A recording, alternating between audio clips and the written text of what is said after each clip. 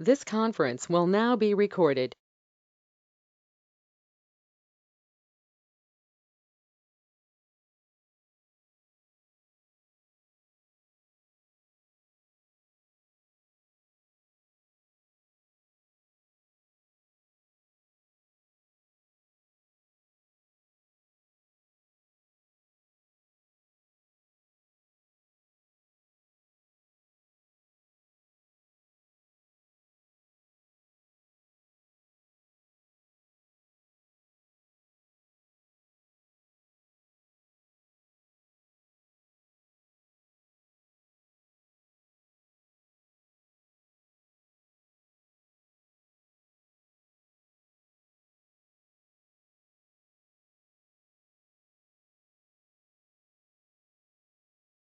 Allegiance to the flag of the United States of America, and to the republic which stands one nation under God, indivisible, with liberty and justice for all.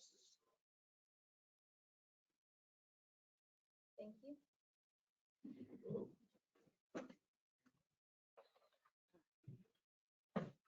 Before we get started, I believe Councilman Bishop has a quick question about consent agenda item. Why do we belong to the Iowa League of Cities? Not that I'm aware of. Well, we paid them $140 again. I mean, they're 2.5 hours away. Well, we gave Iowa League of Cities, I don't know if again, but we advertised in the Iowa, Missouri, a couple of places for job announcements. Okay. Specifically for public works stuff, get that out. That last time was quite a while ago, so we must have done it back then too. That's what, and that could have been also previously. we made Right, so it's for, advertising for yeah, jobs. okay. I see. Woo, dude. Yeah. All right, that's all I got. A little far from home. Okay, we're on to item 1, consider approval of the consent agenda items. Make a motion to approve the consent agenda items as presented. We have a motion and a second. Will the clerk please call roll? Shriver, Yes. Bishop, Yes. Malott. Yes. Item 2, requests or comments from the public. There being none, we'll move on to item number 3, consider authorizing city manager to enter into change order number 1 with McNanny Construction for fiscal year 22 full depth repair project for Swartz Road. As you know, or Mayor, members of the city council, we had previously approved a contract with McNanny Construction as it related to full depth repairs on Swartz Road.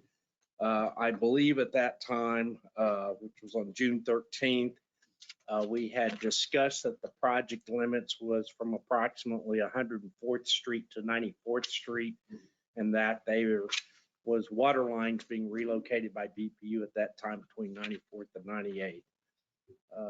As I got further into the review of that, that contract did not include the section from 94th to 98th Street, but did include the remainder of Swartz Road. So I met with Ben McNanny, owner of McNanny Construction, to look at options to continue the project, but keep it in line with what our original budget was, or somewhere thereabouts.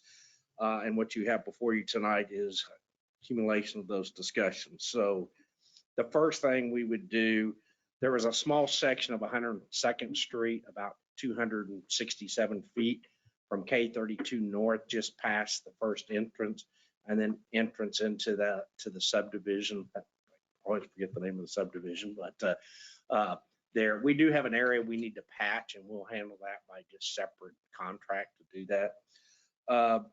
When we put this contract together, we had failed to change the base material. So when we did the projects up on 102nd Street, we used this APWA 1R, which is a little bit larger rock, and it uses recycled asphalt as part of the mix. And it's a less expensive project, but provides for a good base. And so we would have done that either way. So that's a deduction. Then we add in the Swartz Road from 98th Street to about the 9500 block. And I'll get to that in just a second.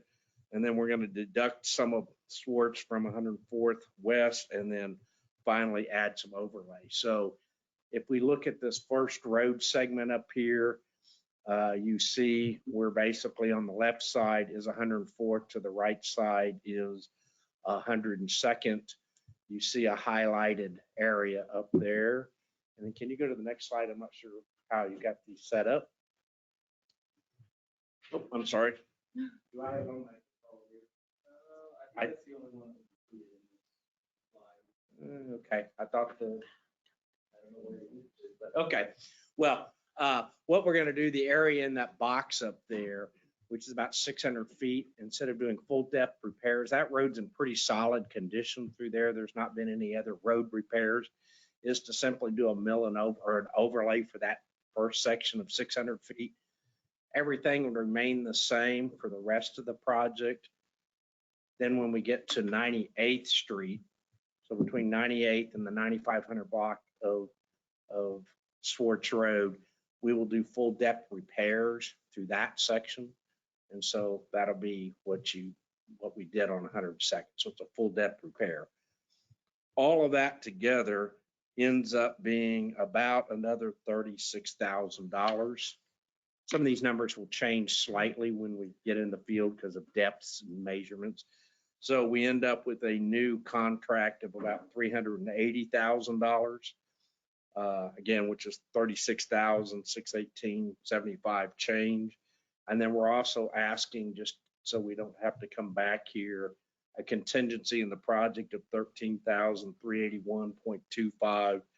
The additional $50,000, which is what this is, would come from the special sales tax fund, which we do have funds available that are not spoken for. There was a payment that had been budgeted for a vehicle that we're not making because we'd already paid it off, and then the fund's done a little bit better. So we have sufficient funding. I think it'll be much better that we're able to do this for its entirety. The one thing we're not doing that I would have liked, but it's about another $55,000, is to overlay, just an overlay from 94th Street North underneath the 435 bridge over to where we'll be starting this project. But it's another $54,000 that we don't really have, in our funds to do this year. That area is in good shape. It would be a good time to do the overlay, but relative to the rest of it, it makes more sense to start there, 9,500 block, go all the way to 104th and have a finished project. Just as we had before, we're not including those intersections and areas that had already been approved in the past where it's already widened. So we're not including those areas. Happy to answer questions for you. Again, partially I just missed that we weren't doing the whole thing. And I got up here and said, that's what we're doing, 94th to 104th. And I was just wrong. So sure. If this passes Mike House, soon will they begin? September. So they're set to go in September, whatever direction we go. But September, they plan to start. It's probably roughly a 2-week project. Obviously we have to work around keeping people in and out of driveways and sections. So likely they'll do like last time. They may mill an area and then come back. Oh, okay. And here's some just copies of the map for you. They'll mill out one section, say the 94th to 98th, pave that, then go do the next section. But obviously we have to keep people in place. So this may help a little bit. You see segment 1, and then a highlighted segment 1 that shows you what we're overlaying. Then you see segment 2, which basically is unchanged. And then segment 3 is the area between 94th and 98th. And you see the area we're doing full depth repairs. I had a quick question. I Yes. drove that again just to look at the different sections of road.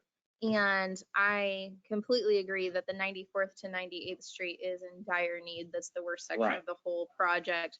But it looks like right along both sides of Swartz between 94th and 98th Street, it's just a hill that goes right into the street. And so Yeah. are we improving the drainage on that at all? Because my concern is that we're gonna spend almost $400,000, and then in 15 years, that's just gonna be all chipping away and a huge issue again with the water.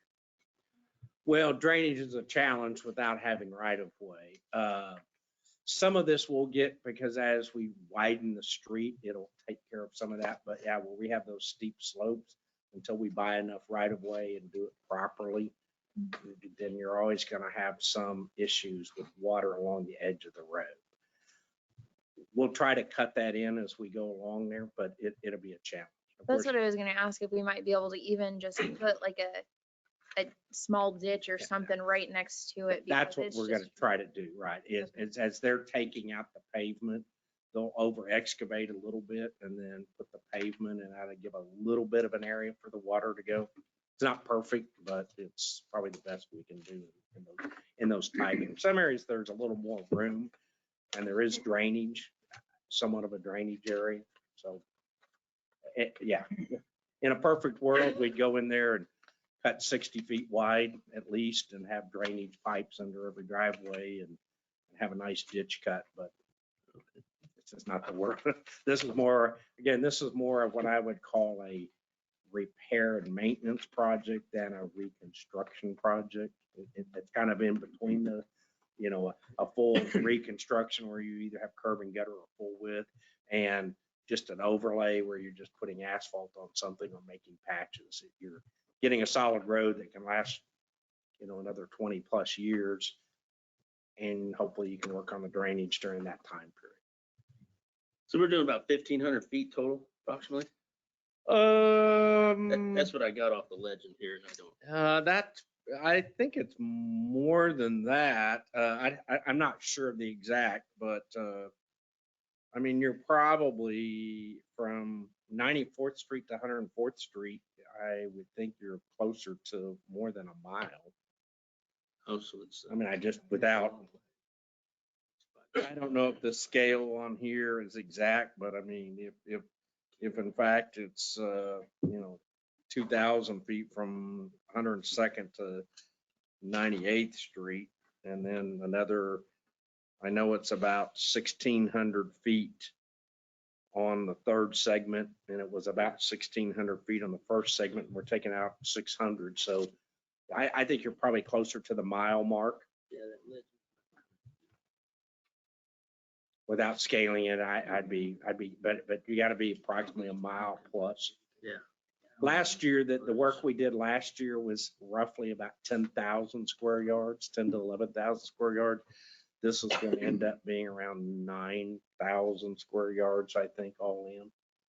So a little bit smaller than last year. I like Last that. year, we had bond funds available. So this road is I not use that within our legend. bond Should've used program. that one.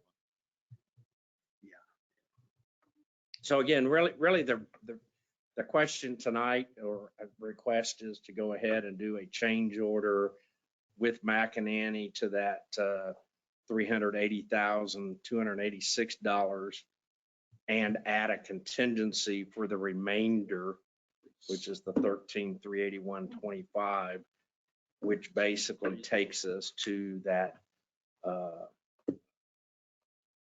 $400,000 mark of project funding availability. That's what we're asking for. Madam Mayor, I make a motion that we authorize the city manager to enter into change order 1 with McInerney Construction. Change order known as would increase the bid from $343,667.25 to approximately $380,286 or $36,618.75. An additional $13,381.25 is set aside as a project contingency. Second. We have a motion and a second. Will the clerk please call roll? Shriver, Yes. Bishop, Yes. Mawat. Yes. It's only- All right, and to item number 4, hearing a presentation regarding code enforcement activity. Madam Mayor, I'll introduce the council, Lieutenant Brad Todd. He's our administrative commander. His primary duties is he serves as commander of the detective division. He served there as our detective and detective sergeant quite a long time. And since we moved the community service officer position into the police department, he was assigned under administrative command of Lieutenant So he's gonna make the presentation today. Hello, members of council, Madam Mayor. Like she said, I'm Lieutenant Todd. I'm here to talk to you about our codes department. PD took over codes in August of 21. Like she said, it falls into the admin division, which also includes animal control. So that is our community service officer. That is Tom Haas. He has a number of duties, enforcing codes as well as animal control. Picture there, you can see he won Officer of the Quarter, first ever, earlier this year. So he's done a phenomenal job. He's very busy. Lots of code violations. So our main focus with our codes is quality of life issues. So this would include tall grass, weeds, trash, abandoned items in people's front yards, such as furniture, as well as inoperable vehicles that can be on public streets or on private property. Mainly, these are kind of issues that we feel that can affect the morale of neighborhoods and citizens. So we feel it's important to keep up. We want the city to look as good as possible. So that's what we focus on. We want the citizens to be proud of their neighborhoods. So a little bit about the process. He's actively out looking for code violations, but he also takes complaints from the citizens. If a complaint is received, he'll go, first thing he'll do, he'll go verify that he agrees with the complaint, and he'll try and make contact with either the business or the resident of the property. We want to always attempt to make personal contact before sending out any kind of letter. So he'll make multiple attempts to make contact with someone at the residence before we send out any kind of courtesy notice is what we consider it. He will also leave a door hanger at the house. And if it's a vehicle, we'll put a sticker on it. It'll say to contact him, gives a timeline. Generally, we use 10 days. So if he is unable to make contact with anyone, we have vacant houses, so try and make contact with the owner of the property. Sometimes it's businesses and not actually individuals. So those can be a little harder to make contact with, but we will try. If unable to, we'll send them a 10-day courtesy notice. This will explain that you have 10 days to either alleviate the issue or at least make contact with CSO. And you can work on a timeline for fixing the problem. We're very flexible. If you show any effort at all in alleviating the problem, we're going to work with you. We're not going to stick to just the 10 days. If a citizen does want to make a complaint, they can just call the police department. Tom Haas, the CSO, has a direct number right there. If you just call the police department, the clerk will get you to him. You can leave a voicemail. It's very, I mean, we take a lot of complaints and he gets on them right away. Just a few statistics. Since we took over, we've done 316 reports. Of those, codes is 273, 40 animal control, and then just some miscellaneous criminal littering type calls. With that high volume of reports taken, we've only had to issue 5 codes citations. 2 of those, I believe, were found guilty, and 3 are still pending in court. Animal control, those are just simple citations. Generally, if your dog's running loose multiple times, we're going to cite you for it. You don't have it registered, you don't have vaccines. And we've only had, up to this point, to do 4 forced mows. So we're getting a lot of compliance just by talking to people and work with them. We don't want to issue citations. We want to help people. We want to work with them as much as we can, to avoid that. So if you guys have any questions, I'm happy to answer. How do you handle the forced mows? Is that usually citizen complaint or is that a drive-by your complaint? It's both. Obviously the springtime, that's kind of when it's the most. Right now, grass isn't growing as much, so we're not getting as many complaints about that. It's the same process. We'll try and contact the residents. If they're unable to make contact, we'll send them a letter. The letter specifically states you have 10 days to fix the problem. And also with tall grass, we only have to send you 1 letter in a 12-month period. So if we send you a letter, you don't mow your grass, we end up having to force mow it. And then 3 weeks later, it's out of control again. I bet 12 inches is kind of the cutoff. We can force mow it again without sending them another letter. That one lasts for 12 months. That's the only one that's that way. If we do forced mow, do we just bill them for it at that point? You can go on their city taxes. They'll pay it on that. So what we have to do by law is if we, whether it's a code like this or others, so if we do a forced mow, we typically use a contractor. Then we take that bill, we'll add an administrative cost, I think it's $25. We have to bill that property owner, they have 30 days to pay. If they fail to pay within 30 days, then we can place it as a special on taxes. That's actually handled through the city clerk's office by statute. So if we don't receive payment, then that's the process that goes through. So does the city pay it? Yes. So we're out the money until, okay. So we've done four of those. So far, What's the average cost of it? we use it through Supreme Green. I don't know what the actual, Yeah, it depends on the property too. Yeah. We've had some bigger properties, obviously it's gonna cost I'm more. I'm just curious, just very curious. I mean, I would say a typical mow, probably at least $100. I mean. Like a obviously mowing they- service, you they- just yeah, contact the mowing service and say, go mow that. And yes. then, They give us a bill. Okay. And then we bill. By process, by law, right, that's just, I mean, we can do it. Yeah. Now, they could be forced mowed and cited. okay, One, yeah. one doesn't relieve you of the other. So you could be cited and those costs. And then it's if it's an absentee owner, we're out that money. That's your choices. I mean, you either don't force mow it and then it just continues to get higher and higher. Yeah. And sure, you can send letters and send citations, but if they don't respond to court, then you're gonna issue a failure to appear warrant. But if they live in, I got, yeah. you know, Connecticut, Yeah.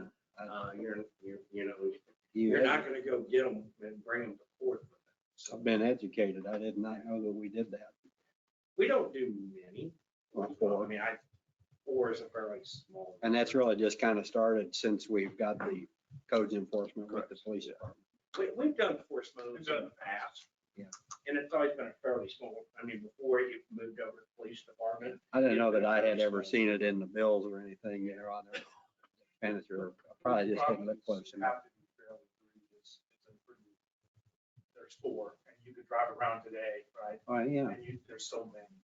So in some ways, somebody's really upset about it. Maybe it's their neighbor, maybe. Who knows what the motivation is? Right. But we usually receive those kind of complaints, or it's so obvious that it might be attracting rodents and this and that. So they measure. They do their job. But in the past, we have done some, as the city has. And again, probably isn't more than that number there. I think we count on two hands how many we've done over the last 10 years. So Well, pretty and careful with it. and you're very courteous about it too, I'm sure. So, Absolutely.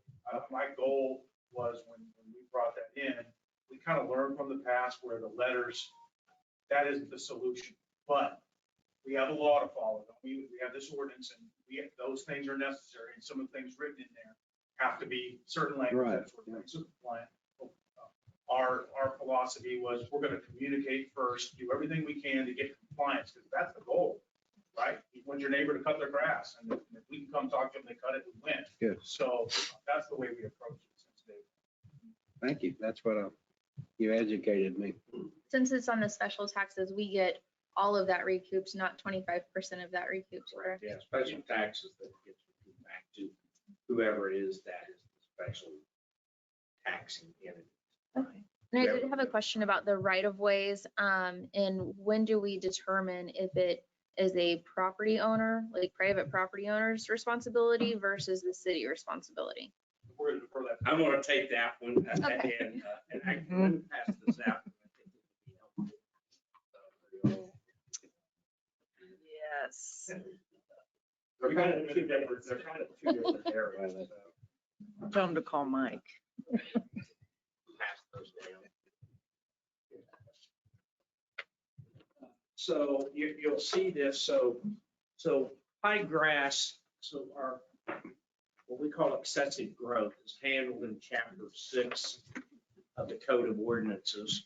Let me put this over here, chapter 6 of Code of Ordinances. So what our ordinance says, which was just modified about a year ago, I believe is when we did this. It says what's required, like most cities, ours isn't any different. The adjacent property owner is required up to the edge of pavement or the right of way, whatever that area out there. Unless we have specific policy statements to the exception.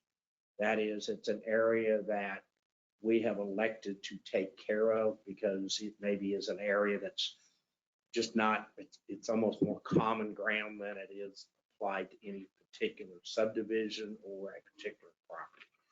And what you have below there are the areas we currently maintain that we've done by contract that while we don't have a specific policy statement to these areas, that's kind of been our policy by the bidding process, which came before you. So, roughly we do the 4th Street, Edwardsville Drive area, mainly along the west side of the creek. There, I'm going to say roughly in front of the Methodist Church. So there's an area right through there that we maintain that's grass and so on. We've burnt the ditch out, trying to maintain that. If you keep going further up the road, we do basically from what I call that area, there's a number of houses along there. They maintain their own yards, and then it goes into common area again. We have some drainage easements through there up along, you might call it Lake of the Forest property until the improved area. We do the opposite side of the road where the sidewalk was put in along with that project. Typically we mow on all of our areas with sidewalks roughly 5 feet behind the sidewalk. So we maintain that area. And then we do up 104th Street along the sidewalk going up to the school. A good portion of that area is actually city-owned property. So there's a detention basin in there and it's city-owned property. So we maintain that side of it. We do the area by 110th Street, which is mainly new area that we added. So again, typically we mow from 5 feet behind the sidewalks because that's typically what our right-of-way area is. Sometimes it's 2, sometimes it's 5, but so we do center medians, we do the sidewalk to the curb, and then kind of depending on what the grade of the land is, we'll do up to about 5 feet, whatever the mower, kind of a mower width, right? We're taking care of Village South Parkway. Again, it's a public street. It's got center medians in it. So we're mowing that area as well because we want to make sure to keep that clean and free of weeds. So hopefully someday when it develops, we haven't let the pavement, the curbs and everything go to trash. Now we're not mowing the open areas, just along the sidewalk, kind of sidewalk to the edge of curved areas, right? And then Riverview, generally west of 110th Street, again, the improved areas where the new curb is at. So we do a path along there behind the curbs. The church does do the area in front of the church. I believe that's what we've determined, which technically property owners are supposed to take care of it, right? And so they mow it when they do theirs. They're making a great job. We appreciate it. And then the area of Kansas Avenue that we improved a few years ago, same thing we typically do along the sidewalk area, between the sidewalk and the curb and a little behind it. And we also do on the opposite side of the road where the curb is, except there's a couple of places where there's property owners and they maintain, they want to maintain that in front of their house because we may not mow as often as they mow. Everything else, we mow with a right-of-way mower on a 2 or 3 times a year. So just kind of that ag open areas that we try to mow more on an as need, but I wouldn't call it finish mow. So that's been our quote policy statement for mowing that we do. When did we start? A lot of these, it just seems like it's kind of where we put sidewalks Yeah. in and that sort of Right. thing. Village South Parkway, just because it's listed on here is why I'm asking specifically, since that's a private business owned property. Well, It it's seems like- public. Well, the street's all public and I mean. But right of way, everyone else is supposed to maintain their, like I'm supposed to Right, maintain right. my right of way. Right, exactly. So why are we paying for a business? We don't have to, it'll just get overgrown with weeds. I mean, unless we force them, we know the situation. And so the median itself would have been city property. I Right. mean, right? Yeah. We could not mow along those sidewalks up there. I think it was more of trying to keep it from just getting overgrown in that scenario. Sure. That's really the purpose of it. I mean, So we don't generally, have to, but. that's- Everything but these properties. Yeah. The private property owner should be maintaining or keeping away from. I'm thinking of some intersections in our city, Right. for example, where it's hard to see around the corner if somebody's Yeah. coming or at a stop sign, you can't see. Yeah, And we'll go do those. Okay. I mean, there's some of those, we have a few of those areas that we do as well. Of course, we maintain like around our 3 city signs, right? We do along our trail, between the trail and the road.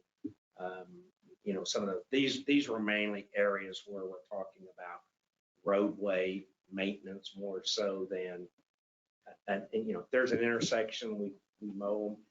The biggest problem we have with intersections is that the land, for the most part, around it's not platted, and so it's a square. So their fence line comes to a square, then you got a street built around it, and what you really need is what they call the visibility triangle, and you can't see, there's no way for us to get in there, and oftentimes it's ag property, right? And so we don't hold ag property to that same standard unless, like if it's the house. Some people have a house and then they have a bunch of ag property around it. Maybe they're cultivating crops or doing other things. But we expect the area around the house or the street to be maintained kind of like a residential property, but the ag part of the property is being used for, if it's being used for ag purposes, right? And, don't say, hey, go cut your grass down 12 inches. Oh, I understand you have cattle out there, but, or horses or goats or whatever you might have. So we don't really go try to enforce it on that. Okay. If it's not a visual. Right, if it's a Like safety where a issue, like safety we issue. went out the other day, police department notified us that they'd gotten a couple of complaints at a particular intersection. I had the public works crew go out there. We cleaned it up. A little bit it was on private property, and the owner was like, yeah, if you want to cut that tree back, I don't care. It's not like a super tree, and we try to cut back what we can, but we're not going to go onto private properties and maintain private And property. sometimes it's KDOT property. Sometimes it's KDOT property. We have one of those where we have an issue. Yeah. When we have visibility issue, we're working with. Okay, and a couple other things, and these I'll probably split into 2, but they're related. And that has to do with vacant, dilapidated, rundown buildings in our city. What is codes doing about those, or do we need to work as a council governing body to make policy more specific to address the vacant, rundown buildings in our city? Well, a vacant building itself isn't a code violation. Right. So as long as it's not dangerous, if we believe a residence is dangerous in some way, we have the authority to go start an initial investigation. Our codes guy, he's not a contractor, so he can't specifically say that it is dangerous, but he can take the pictures, walk around the property, he can go on the property, and then we would forward it to the city manager, who would put it in front of you guys for review. So like commercial buildings, like for commercial buildings or vacant church buildings or like, so I'm not talking about residents really at Correct. this point. But. So the vacant building, Like a councilman brought up before, what are we doing about those? It has to be a safety issue. well, if you're trying to condemn the place, then yes. But if just a vacant building itself, as long as the owners are maintaining the property, cutting the grass, stuff like that, there's not much else that we would do to it, as long as their property's upkept. So It I'm being not- vacant is not, yeah, an I'm issue. not, so let's just forget the vacant part. Okay. Like it can be, they can be there 24 hours a day. But if it looks like it's falling in or That's where the dangerous part would come. like that sort of thing. So that's what I'm talking about. What are we doing about those? Not so much grass, but We other would issues. call in, we have a building inspector that's contracted that does all of our, they would be the expert that we would call in and say, upon complaint or some obvious structural problem. For example, if you remember the Mars building, it used to lean. Okay, so common sense would tell us that's more, that potentially most buildings don't lean like that by design. Therefore, there may be a potential problem. And then we can start the process that this might be a dangerous structure. But our authority comes from, we can do some investigation, but we're gonna need that expert such as our guy from who's our building inspector, would come in and say, okay, by design, whatever's happened here, this needs to be repaired. And people can become in compliance. The Mars building is still standing because it came before this body and they gave them a certain time and they held them accountable and then it was structurally made fit again.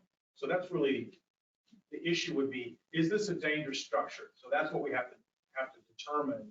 And we would need some of those experts to be involved. And that's a whole process of coming before the council as well in that whole system of investigation. So just procedurally, right? So the code enforcement, if I look at code enforcement, right?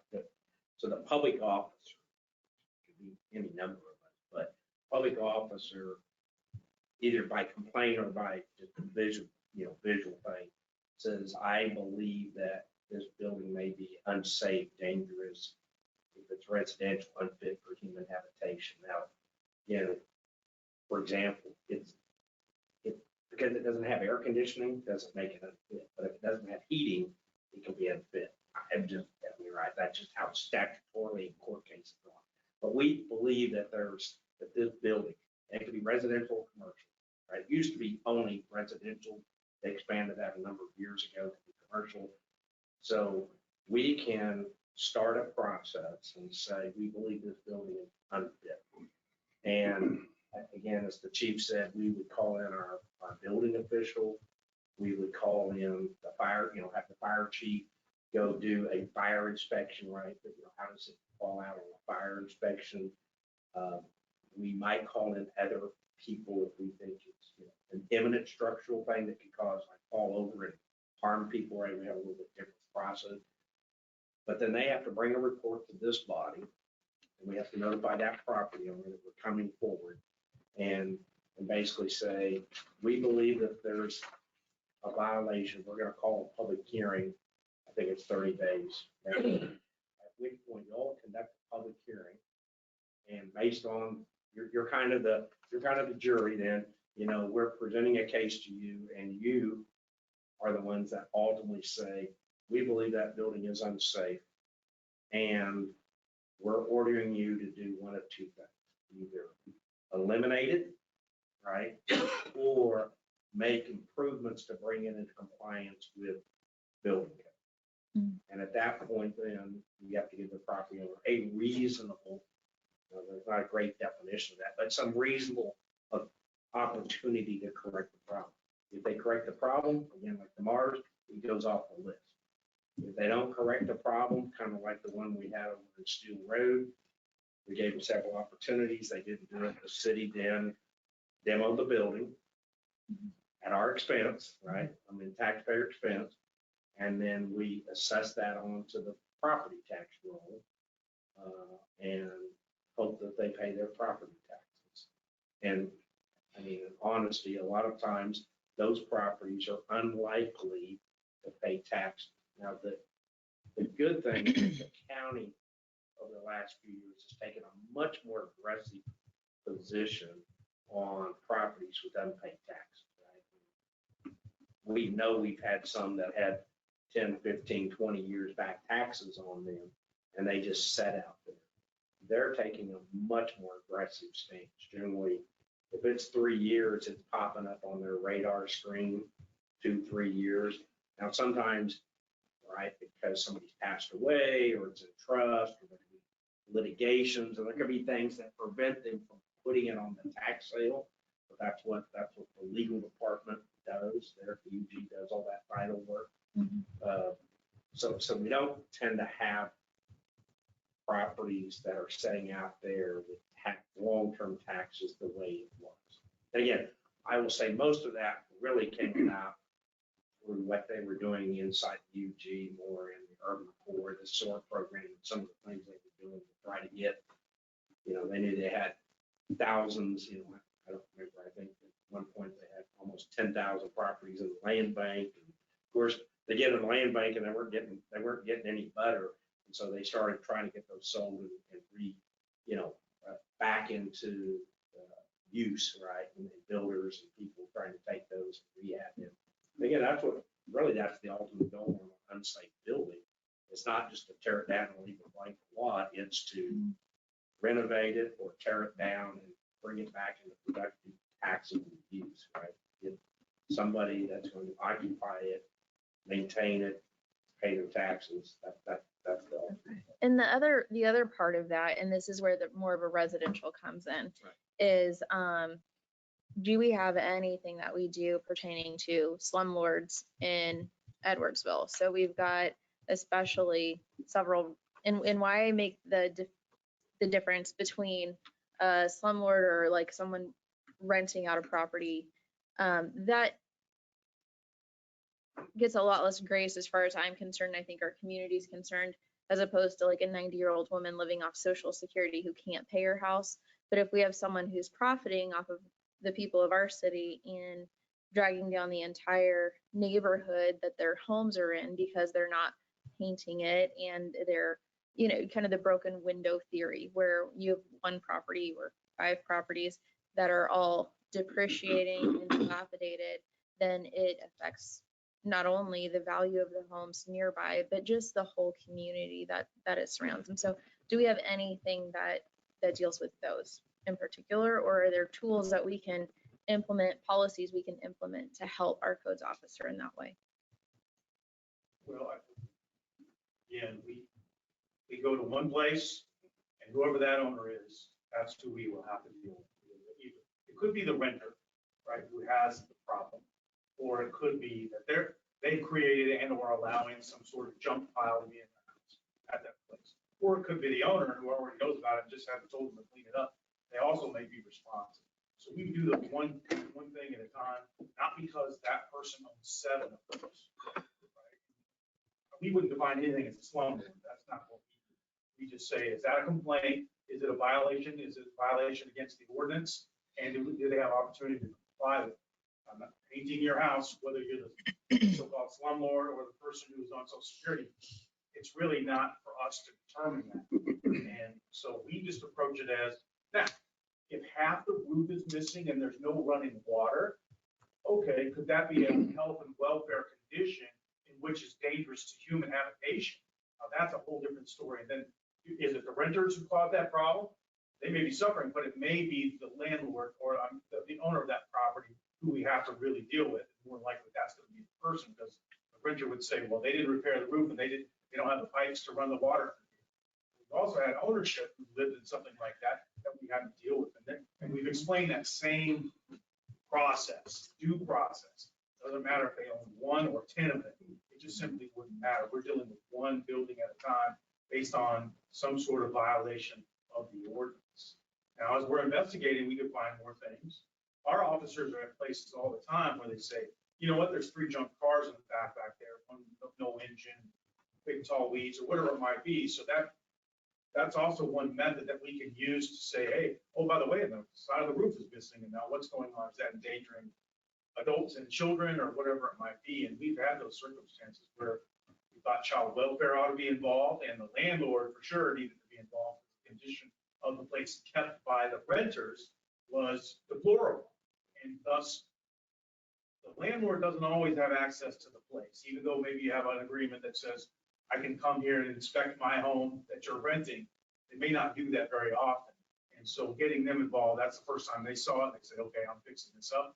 And they've done that so far. Some of this is a little historic because we've been involved one way or the other. The police, even though code enforcement hasn't always been in our purview, but it was in the past. And then for a few years it wasn't.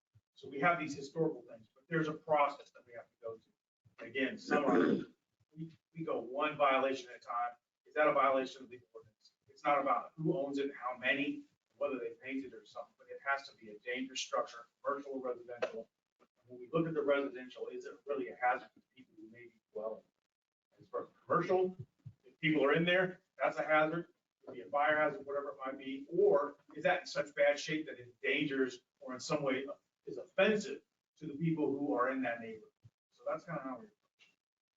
There is, and we've never adopted, and I'll say a lot of communities are, it's one of those codes that, I mean, it's a lot of policy political around it, and they call it the, so in the International Code Council, which is where we get our building code, plumbing code, electrical code, all the codes, right?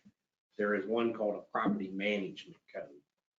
And it gets down more into painting and, you know, what I would call the visual repair items, right? And as you might expect, that has, you know, I mean, it'll say something like if more than 50% of the exterior paint is chipped, then you can go take the property management code and say, you got to paint your house. Now, then people say, well, not government's place to come tell me to paint my house. Right? I mean, I'm just saying that's always the challenge comes up.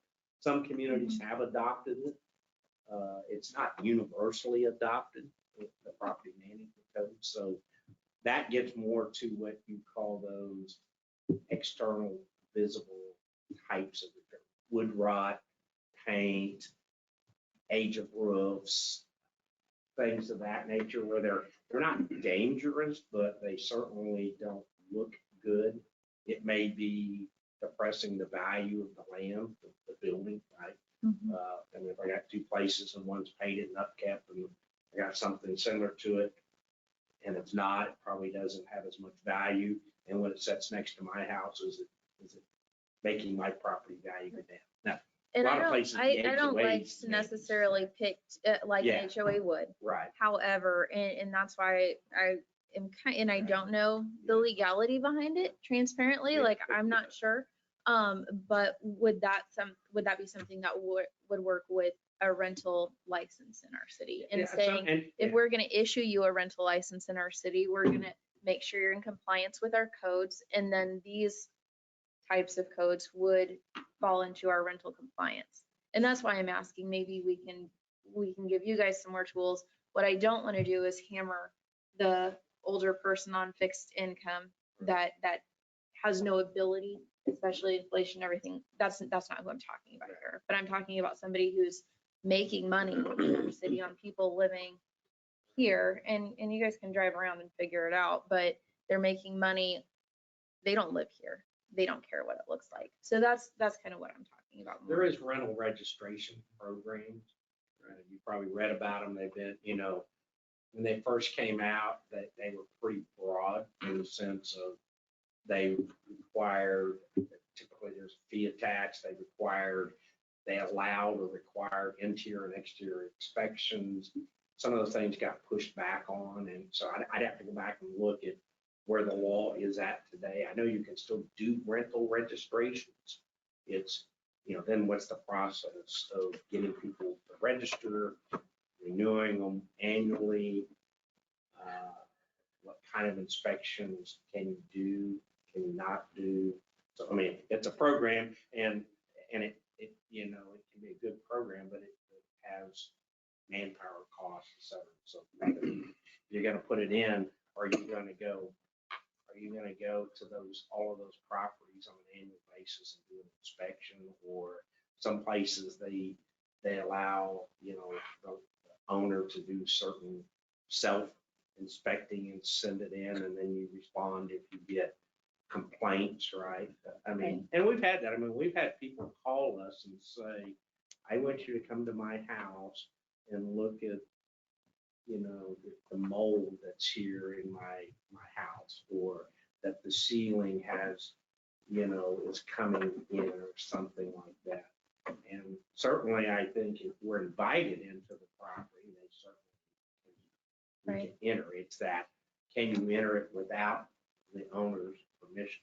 And it might be something instead of, because I don't think we need to reinvent the wheel on it. Maybe you come back to us with a Sure. report on something that other people are already doing that would be a good fit in our city. I just wanted to be really clear that Right. I didn't want to target necessarily people that are struggling, more Right. so people that are profiting off of the folks living here. No. And so, We can look at that and come back with kind of what are other communities doing around us in the area. You know, again, different states, we probably focus on Kansas because different states have different regulatory authorities. Kansas being home rule state, as they call us, you know, cities have a lot more authority than they would say in Missouri or someplace. Different legislation, but we can come back with, you know, what is it, how does it work, what are the pros and cons, and we will do a presentation on that. Well, Mike, the way to go about this is, I know a lot of landlords that a lot of cities won't use the management code. Right. What they'll do is they'll write a rental licensing ordinance.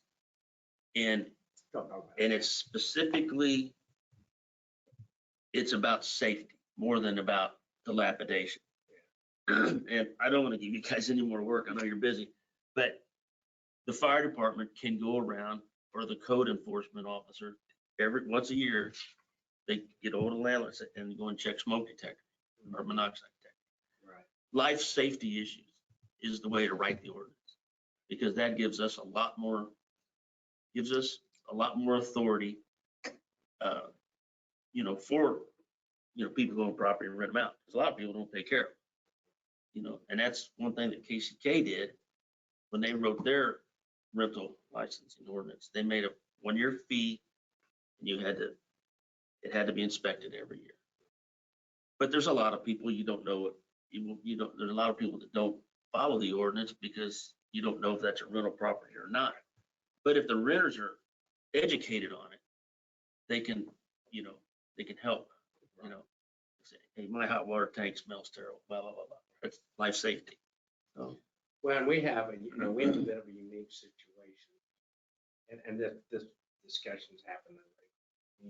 We have 635 rental or up to that mobile home park, right? So are you going to include all of that? You know what I mean? You know, do multifamilies get included? All multifamilies, or do they have to meet a certain site? I mean, these are kind of some of the discussions around that. So so as everybody refers to, is the high rise, right? So is it included in a rental registration program, or is it excluded? I'm not making suggestions one or the other.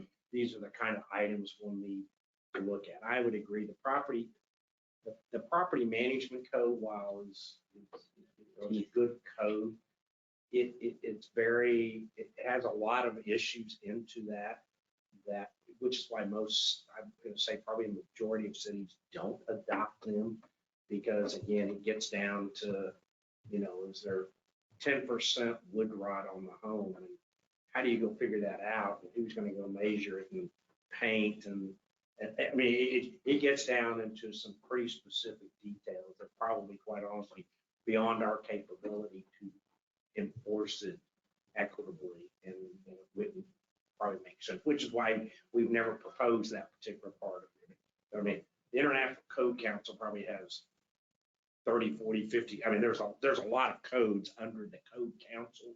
We pretty much, like most cities, stick to the primary ones, right? Those that are around building, you know, the fire code, the electrical code, the plumbing code, the gas code, those that deal with building things, fixing things, repairing things, and not some of the, you know, like we don't do the energy code. We don't do, you know, the solar codes or some of that. so you'll get back with us on maybe what some ideas would be to kind of curb that. I feel like that's a lot of the, not everything, but a lot of part of our, just issues in the neighborhoods just come from that, the broken window theory, you know, one property, and then, well, why should I keep mine up? Neighbors not, and they're not. I have heard great things about our codes officer, about how things have been going recently. I have only heard positive feedback in the last year or so. And so If you just relay that to him, that it sounds like he's doing a great job. We really appreciate it.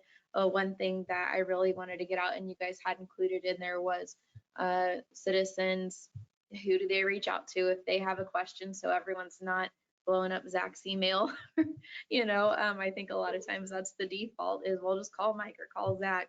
But here we've got a number for citizens to reach out to, and then just kind of hearing what the goals are and what they're working toward, I think is really helpful for the council. So thank you so much for taking time to be here tonight and do that. No problem. Happy to do it. Thank you. Thank you. Stuff. All right, item number 5, here presentation regarding development of 2023 annual budget. You're up, Zach. Again. Madam Mayor, members of council, this kind of continues our summer-long series of putting together the budget for fiscal year 2023. This one will specifically focus on some mill levy discussion points because we're getting close to the time where we are going to want to be calling for a public hearing to set our maximum mill levy for the fiscal year 2023.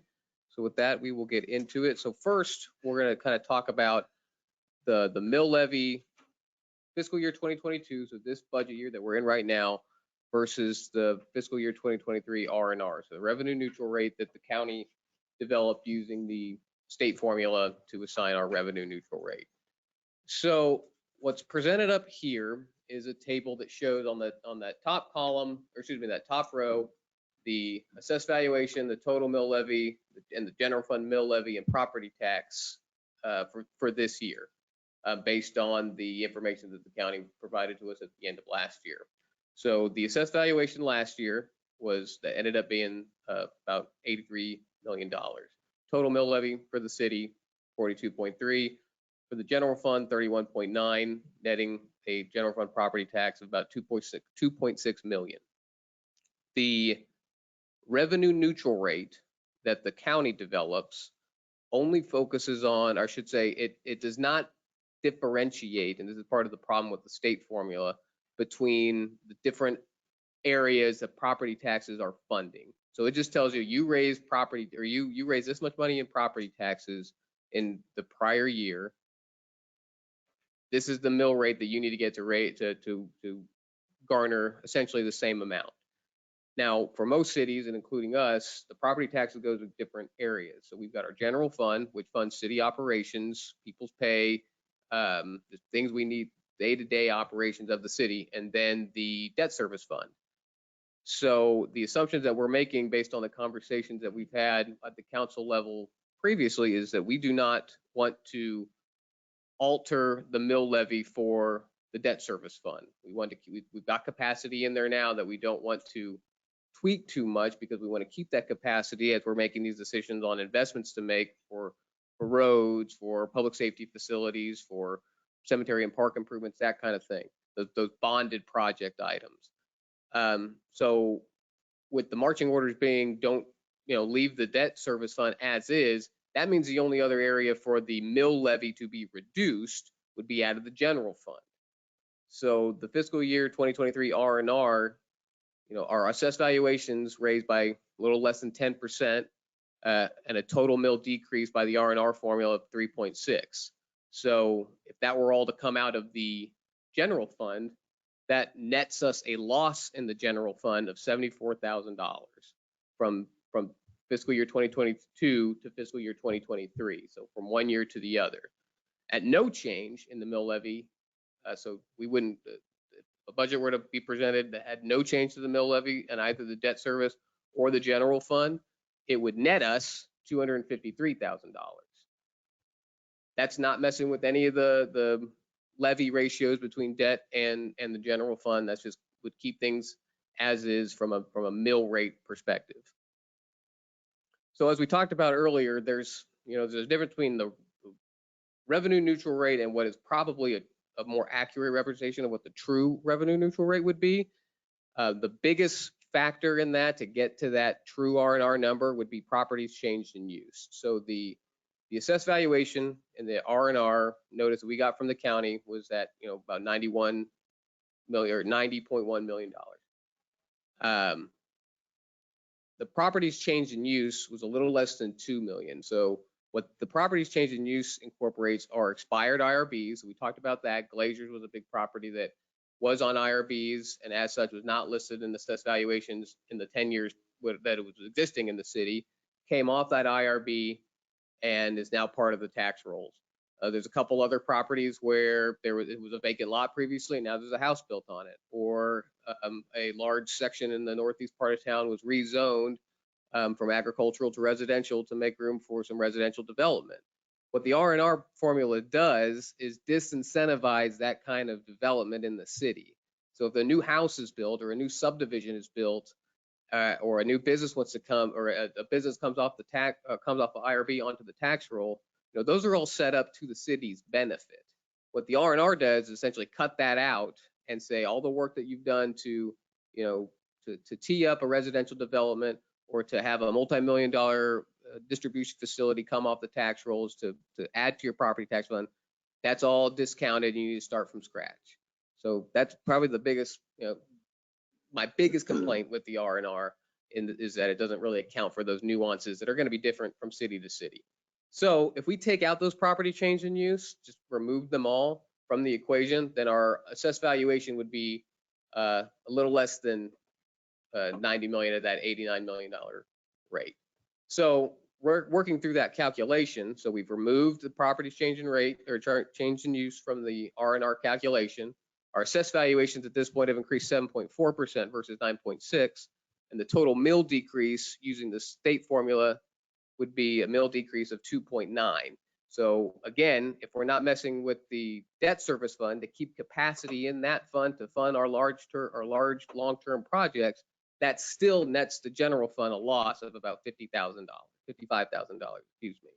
So again, there's a lot of issues and holes and inconsistencies with the R&R formula. Chief among them is their discounting of some of the incentives and efforts put in previous years to have businesses and residential developments come in. So when that's all discounted, it's got these adverse effects, especially if you're looking at only one fund or the other absorbing the mill levy decrease that the R&R formula calls for. So again, just to reiterate those points, the R&R rate as presented now, which is, if you ask whoever passed it at the state, the goal was to raise the same amount of property taxes the year before, nets the city a loss of $75,000 from 2022 to 2023. Even if we were to correct the problems within the formula of the R&R, it would still net the general fund a loss of about $55,000. No change in the mill levy would net a gain of $253,000 in the general fund. So there's a couple other general fund revenue losses which would be experienced if we were to lower them. If we mess with the mill levy at all, these are kind of the domino effects. Those would be, our delinquent taxes. We base that on a percentage of what we think our property tax revenue is going to be. Pilot payments, that's more based on the ratio between, what percentage do we have of pilot payments going into the general fund versus the debt service fund. Motor vehicle tax distribution is kind of the same way. So with all those kind of factored in, it's a $10,000 to $15,000 swing one way or the other, depending on if you lower it all the way to that R&R or the true R&R rate. So kind of the moral and the wrap up this section of the presentation is the R&R formula is not really an R&R for a number of different reasons. In this case, it's because we don't want to mess with our general or our debt service fund capacity. As such, all of that is borne by the city's general fund for operations. So let's go through a couple mill levy scenarios for next year with some of that in mind. So what I've got pulled up right now is a table showing on your far left just property values. This is what a house would be valued at, and then breaking it down what the annual property tax would be for those for your true R&R, for no mill change, and then if you remember, we set in our R&R public hearing notice, we gave ourselves the ability essentially to go back to fiscal year 2021, which was which would be a mill increase essentially. So that's kind of our range that we're looking at. It's a true R&R. If we're all in agreement that the R&R formula it's got some flaws in it, and we want to look at a true R&R, that's kind of our floor, and then the ceiling would be the essentially a 1 mil increase in the general fund. So what it shows is if I had a $350,000 house I would pay a little less than $1,600 in property taxes for the true R&R, and then a little bit more than $1,700 if we were to raise the mill levy by 1, which per month breaks down to, that's a $12.76 swing month to month. Any questions on this before going Are we forward? gonna have another slide that shows if we reduce the mill levy? The true R&R is the reduced mill levy. It's a reduction of 2.9 mil. 2.9 mils. Yeah, I think that's 2.9. Is that So right? we don't have Yes. anything in between the 2.9 mils and, Well, I mean, this is kind of without inundating everybody with, a giant table with a lot of numbers, these are kind of our goalposts that they'll be within these In the middle. markers. Yeah. okay. I think part of that final, I think this is trying to steer forward between, this is our discussion. Okay. A little bit of that, from the body on that. Obviously, cost, we're a budget at the end of the day. Sure. And Zach, the true R&R, again, that's with your adjustments, right? With like the Correct. pilots and all of that. Right, which Okay. still, again, I mean, that makes the correction for the removing the properties change in use, still nets the general fund in total a loss from this year, a $55,000 loss from this year. But it does correct some of the problems with the formula the state has. Okay. Right, yeah, sure. Mhm. Because what happens when you do the taxes, and you plug those into a formula and it decides how things get allocated, like the motor vehicle tax, IRBs go to different funds, so that they're all like formula based. So that's why we can't say that gives you exactly that number. So you have to calculate. Yeah. And it's But I think the discussion a little bit. Just for, I'm sorry, just for my memory, why do I think, or 1 mil is equivalent to what? Well, 80,000? About 80,000 for this Is year, it- yeah. Mhm. isn't that Now, what it 1 gets a mil- little confusing in looking from, from one year to the other because the valuation Right. is different, the total But valuation is different. traditionally, that's kind of. But for fiscal year 2023, just looking at the valuation that the county gave us, 1 mil is about $82,000. Thank you. Is what we do, so if you take one, if you take the value is 90 million, so that's 90,000, but we always assume that we don't collect, Right. we don't get 100%, so we use 97%. Right. Mhm. So we assume, when we build the budget, we assume that current taxes will be collected at 97%. And then we generally use 2% of current taxes for delinquent. So that's more than a year old, is considered that delinquent tax. Right. And then that other 1% is kind of never collected, kind of possible, right? Where it's 5 years down the road and you collect it, you really don't have a way to allocate it. That's the formula we've used for probably since I came here, right? That 97%. Right. You can change that and say, what, 98, 96 or whatever, but. we Doesn't have move the tracked needle that much. Pretty close. Right. on that. Yeah, and Been when pretty- we adopt kind of our internal budget, which, you get into the difference between what we're presenting to you and then what's on the state forms, because the state forms always assume, 100% collection. But whenever we present the budget for adoption, it builds in those kind of delinquency rates that the city manager mentioned. Sometimes, once we get to this point of the year, if it looks like property tax collections are coming in, then we might adjust our internal estimates for year-end collection for it. But when we present, it's working under the assumption that's 2% delinquent, 97% collection for property. Thank you. And Zach, so if I'm reading it right, the $250,000 property value, Mhm. which I think is, kind of in the middle there, that's looking at $9 a month, so a little over $100 a year increase on their tax bill just for our city. Is that right? From the low, if annually they would pay $1,135.50 using the true R&R, and then $1,244.83 if we were to be raised 1 mil, and so that's about $110, $109 So the 911. would be your per if month. you Yeah, were- If you were at 1 million. correct. Oh, Yeah, that's that's the the spread for the increase. Yeah. That's if we increase. it. Yeah, Okay. again, I'm just kind of giving us the goalpost. Here's our floor, here's our ceiling. We're going to work within these, our floor or our ceiling being what we noticed as far as the highest we can go. I'm not advocating one or the other. I'm just, here's the goalpost that we're kind of working with. It's just our city. This is just for the city. Well, this is just for, Not counting the Community Right, college. so that means when Oh. the county raises theirs, when the community college raises theirs, when the school district raises theirs, when the library Yeah. raises theirs, Community college That's always raises. $100 more for them, $100 more for them. yeah. $100 We'll talk, more for them. we'll talk a little bit about some of those other areas that might be worth our focus in the next year or so. So on that, I Does it- don't think I quit math. So on that 250,000. My kids couldn't get free tuition.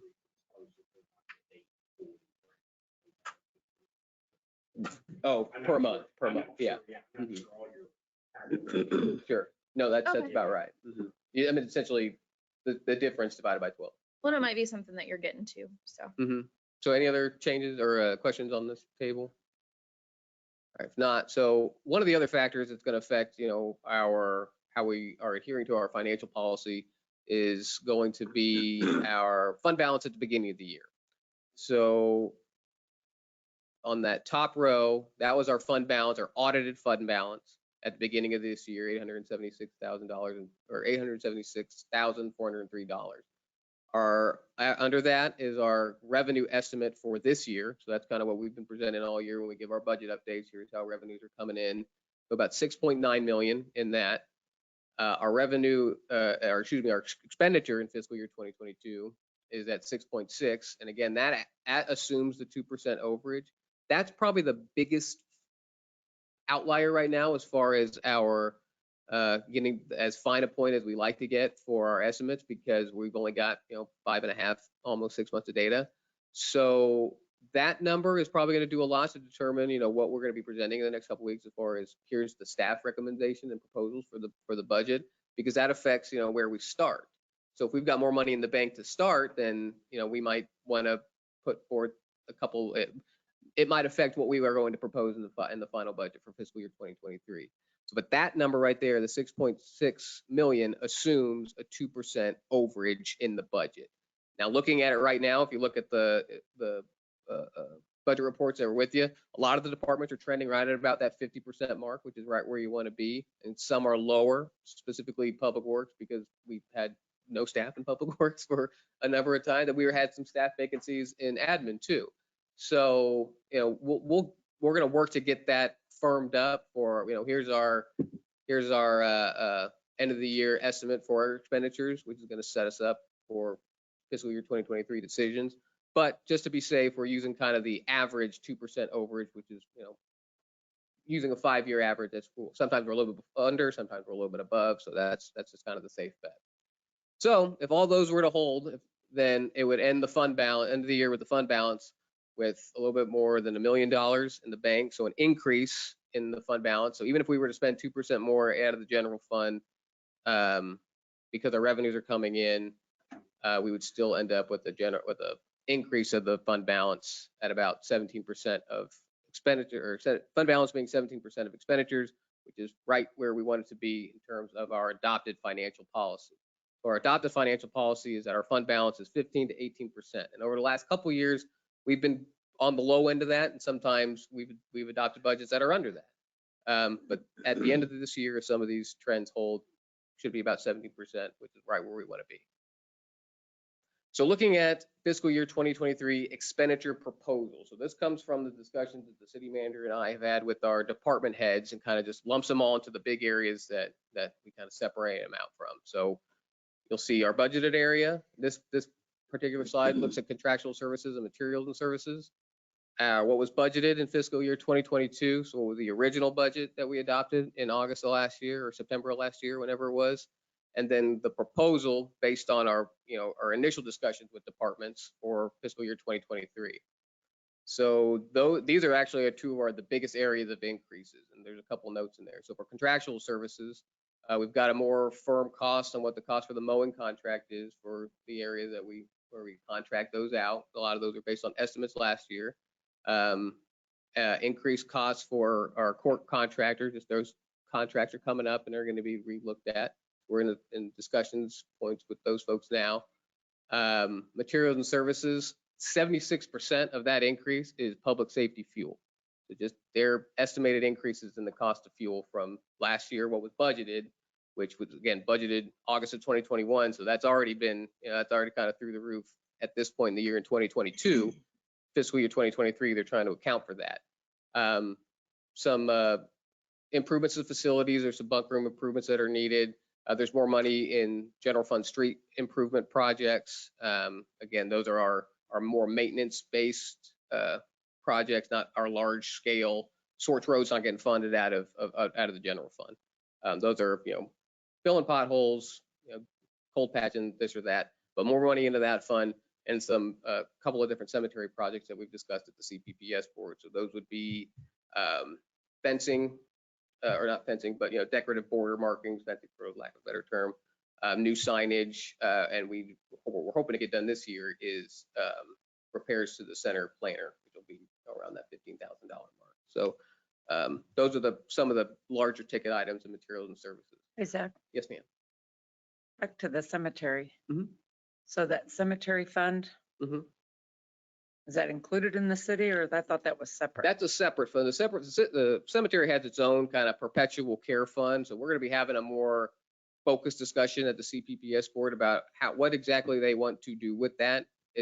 I'm sorry, I thought some of that stuff was going to be paid from that, so. Well, some of it may be, and that's Okay, what we talked so about at the So CPPS it board. wouldn't Yeah. necessarily fall in some of this. Not necessarily. I mean, Okay. it's kind of at the purview of that's only got about, I want to say $70,000 in it off the top of my head. Right. Between 70 and 80. And, that'll get eaten up a lot with some of these other projects. Right. So at the CPPS board level, they don't really have a policy for uses of those funds.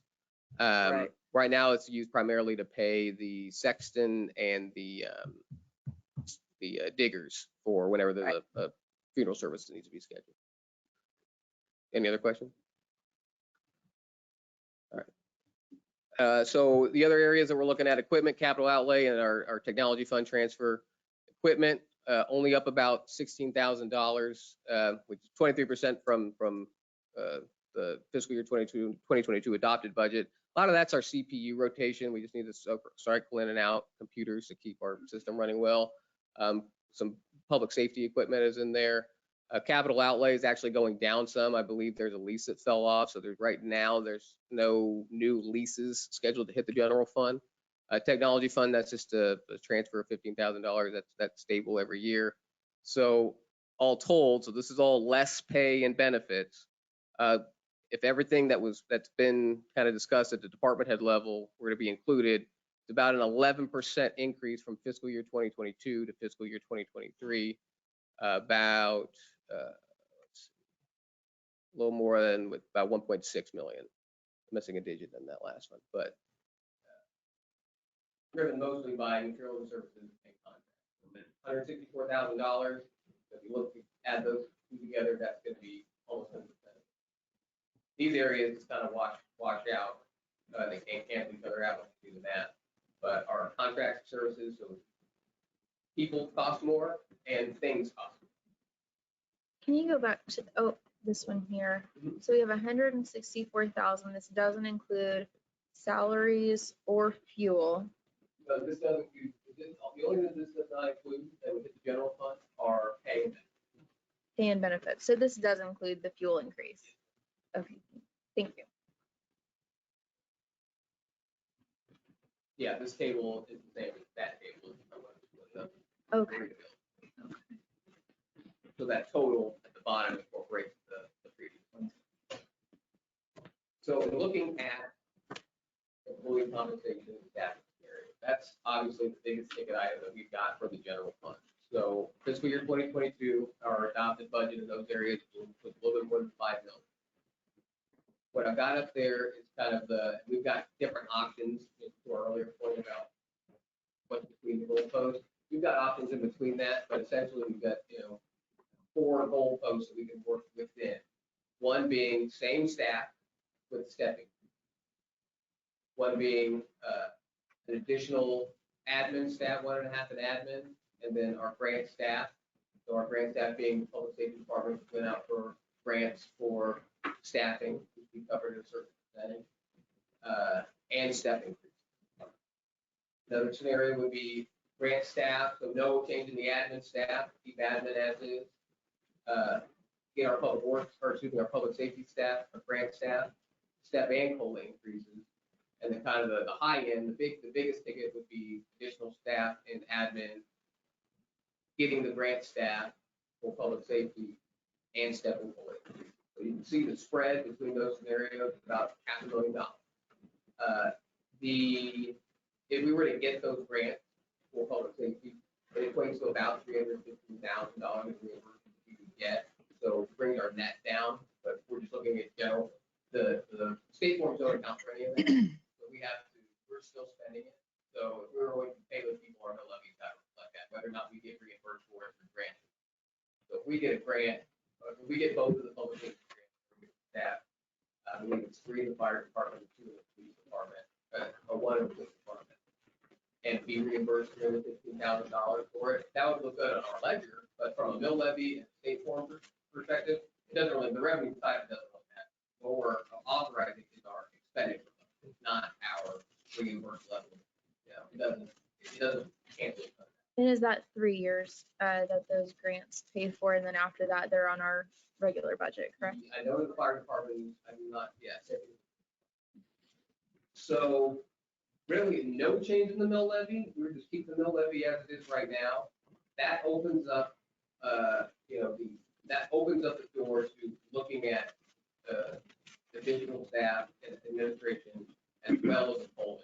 Those are kind of the big ticket pay staffing scenarios. They're kind of on the bubble as we kind of look at what our resources are going to be. Obviously the public safety grants are going to be kind of dependent on, and the public safety staffing level, which is there, be dependent on those grants. But the COLA, the cost of living adjustments, and the possible addition of admin staff, those are kind of on the task to be determined once we get a firmer grasp on where we're going to be at, especially as it relates to the end of the year. The reason we're looking at admin staff right now is that I think my position might have been the only addition in admin for the last 10 years or so, and probably more. We brought on the full-time planner, but those roles were being handled by contractual people before that, so the duties are still being done. As far as like new people doing new stuff, the assistant city manager has really been the only addition that I've been around for the last decade or so. Are we not counting the court staff that we just hired last year? Okay, so only full-time. And in some respects, say, why we added some, and it started off with assistant to the city manager / city clerk, right? We kind of never filled the city clerk. We take it on the duty, but we never filled the city clerk. Mm. Since then, obviously the admin work output has increased with our, we have a lot of role in programming at the park and rec side of things. All of the operations at the cemetery has moved over to the administrative department. A lot more, we're doing more things. Zach, what's the percentage of the COLA? COLA would be a 2%.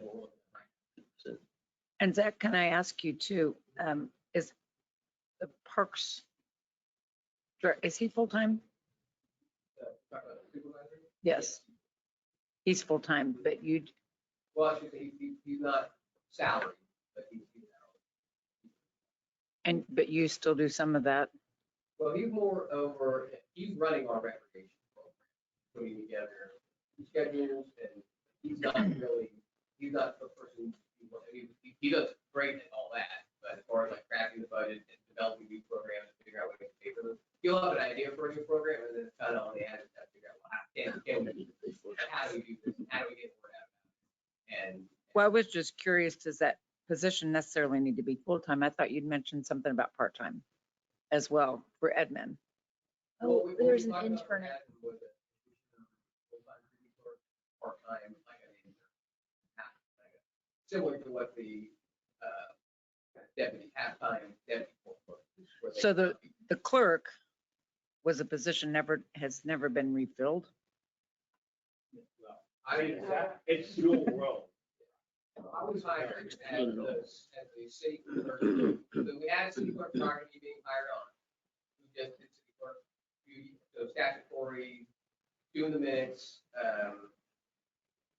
city clerk, more administrative, not really project management, not really engaged in Parks and Rec or anything like that. And I gave them this in the budget. She ran I it too. teased them it. They, getting word out. That's not what we were here for. I was brought in out of those as assistant to city manager and city clerk. But I still operate as a city, statutorily on city clerk. So I take the minutes, I'm the registrar of the deeds on our. So you did this to yourself. I really did, yeah.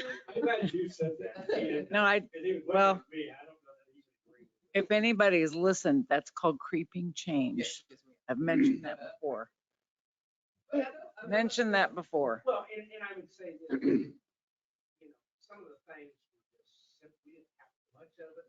Some of it was simpler. I mean, you know, as an organization, we've grown and done.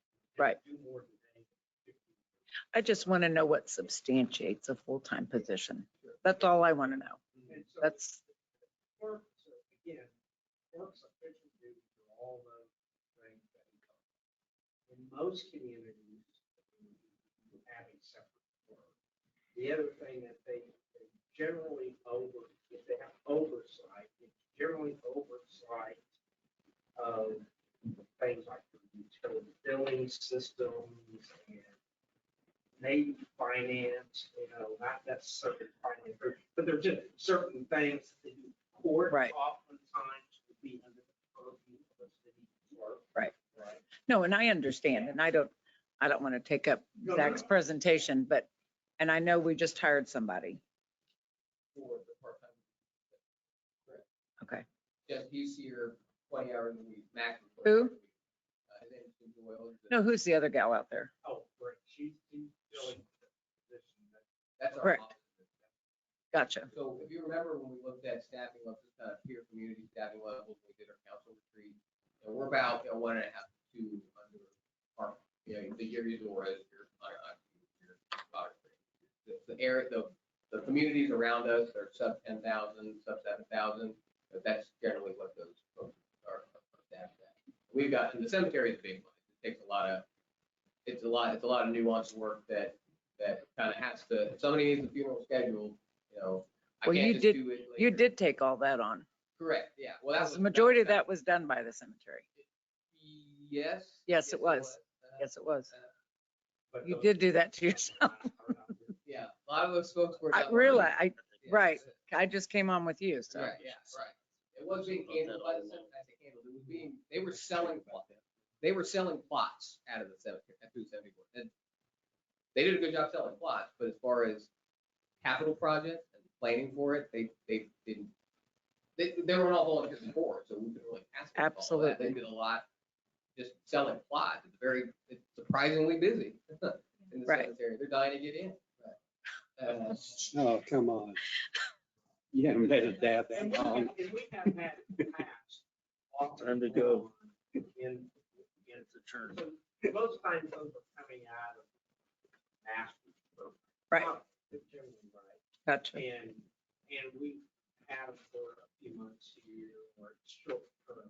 I think what we're looking at here is something to be an ongoing program. It may not be the same. program, Right. But it's something where we can have that consistency in programs. I mean, when I started off in local government, my first full-time job was exactly that. It was a full-time, they called it management program, but it was a full-time, right? But I was there for, basically a 1 year plus a 1 year addition. And then you moved on, right? I mean, you might stay with the city, but it wasn't a position you came in and you as the person. Zach was the same way. So he was working on the program, which, right? And it was a 2-year program. So in the second year, it was expected he would, go to another city. He might stay with that city if they have open, but Right. it's not a position where you come and you stay. And so the admin staff, we're looking at potentially a city clerk and then an intern position and the intern position's part-time. So that means we wouldn't, if we could maybe pick one or the other potentially, or do we have to do both in this? You don't have to do both. I mean, that's kind of why we're presenting it in a way, you know, top of the line, it's 1.5 admin, all the grants have been awarded, step increases.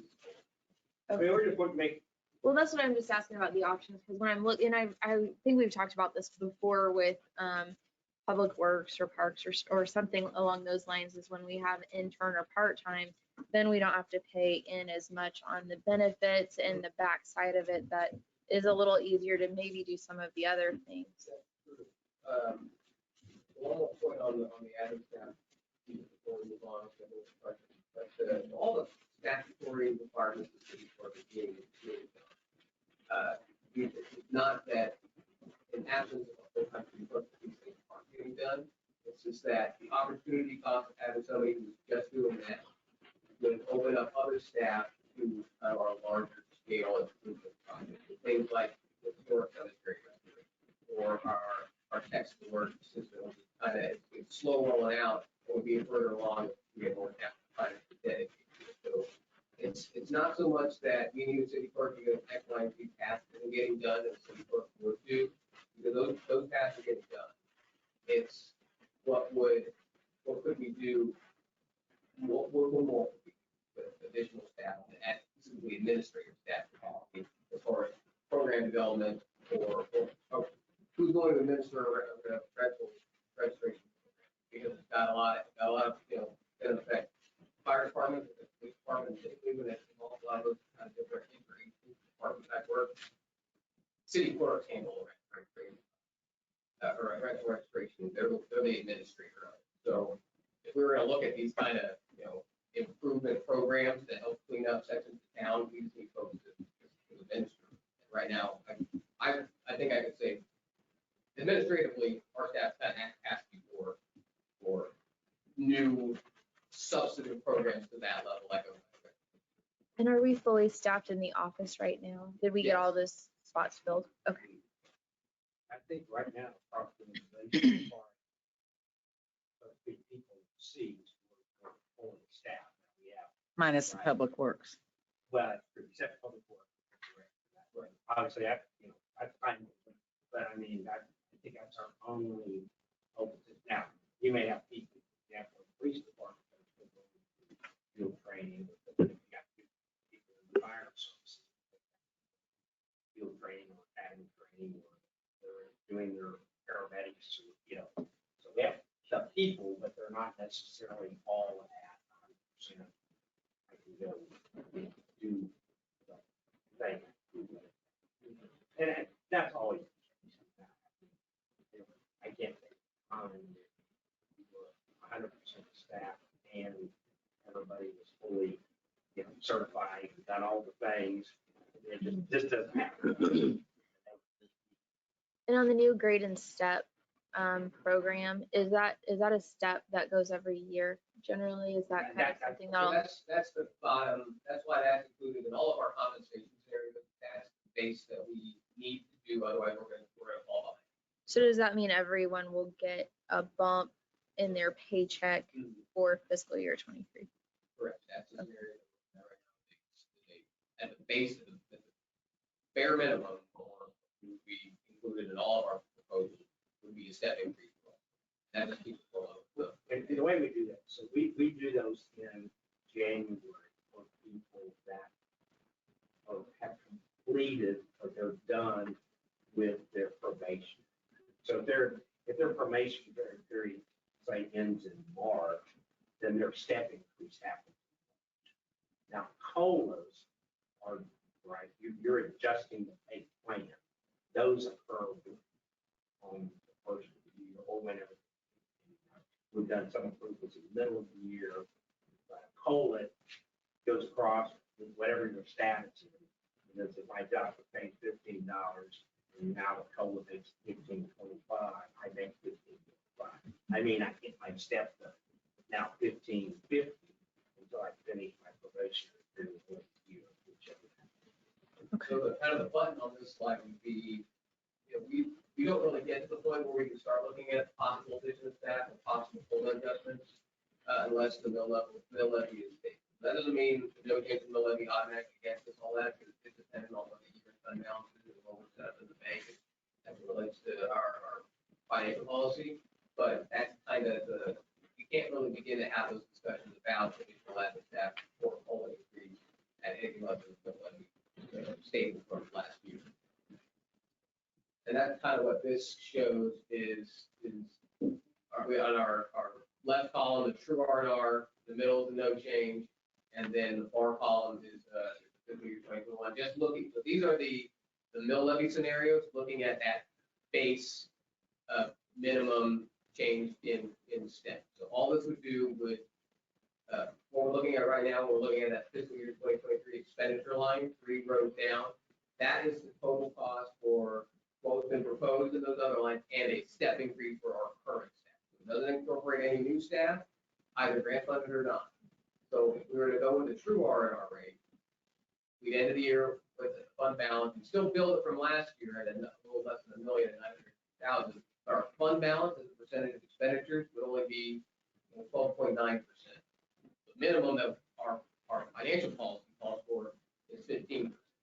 If we kept the mill levy stable and didn't do any changes to staffing and a compensation, and we just move through the pay plan as has been prescribed, our fund balance at the end of the year would be 15.6. If we were to go the route of going back to our fiscal year 2021 mill levy, our fund balance would be a little less, probably on the high end of that, and we would be looking at ways to. That's when we start looking at options to drive that, get us more in the middle. So the revenue spread in these scenarios is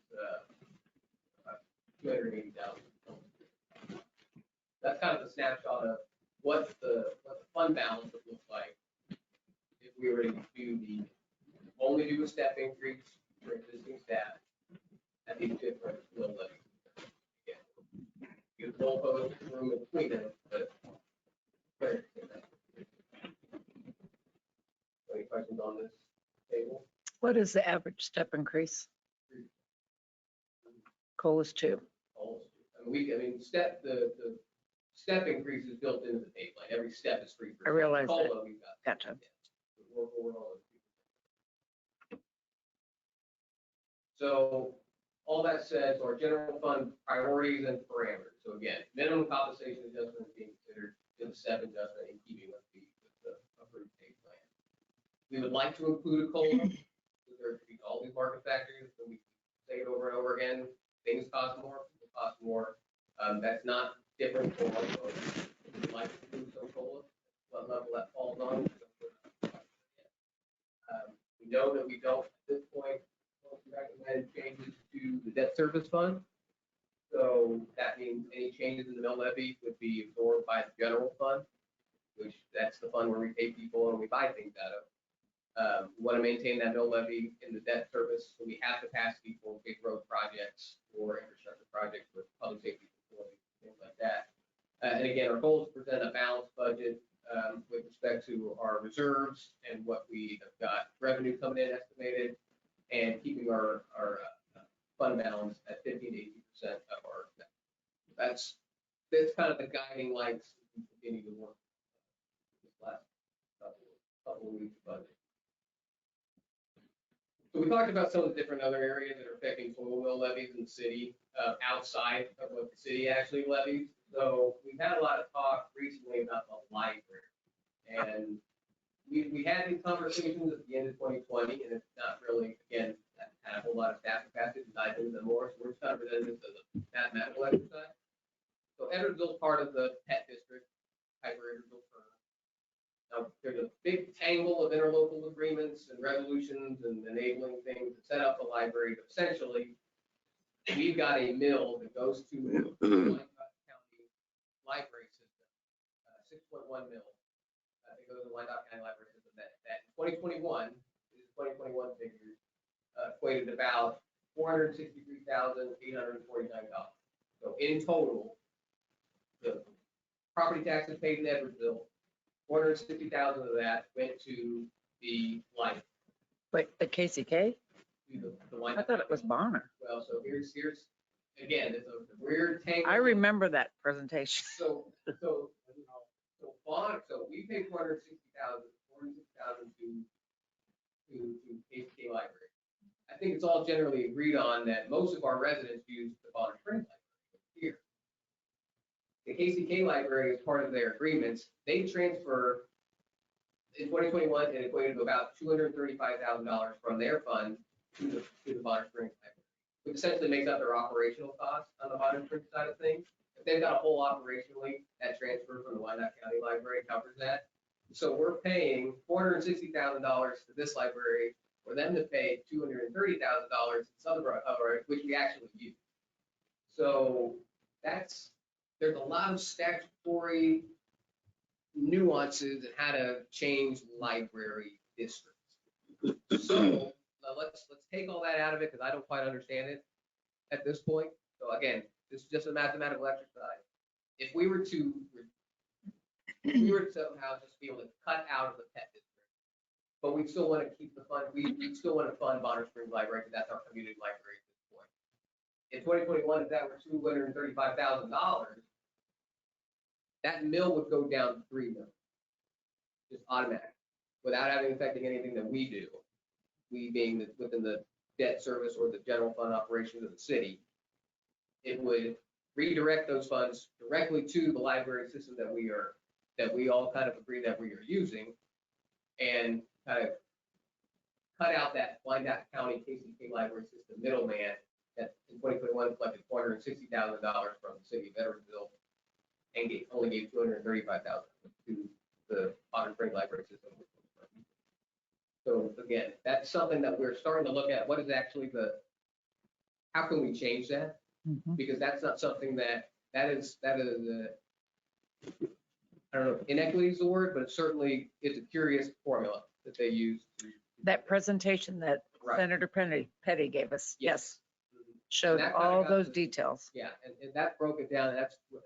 We were kind of aware of the weirdness of how the numbers worked out beforehand, but that kind of spelled it out, especially to the council at that time, in black and white terms, what it is. And so now we're kind of just looking at, well, does it need to be that way? And So I can talk about this just a little bit. I've been working on this at the state level and the county level for years at this point.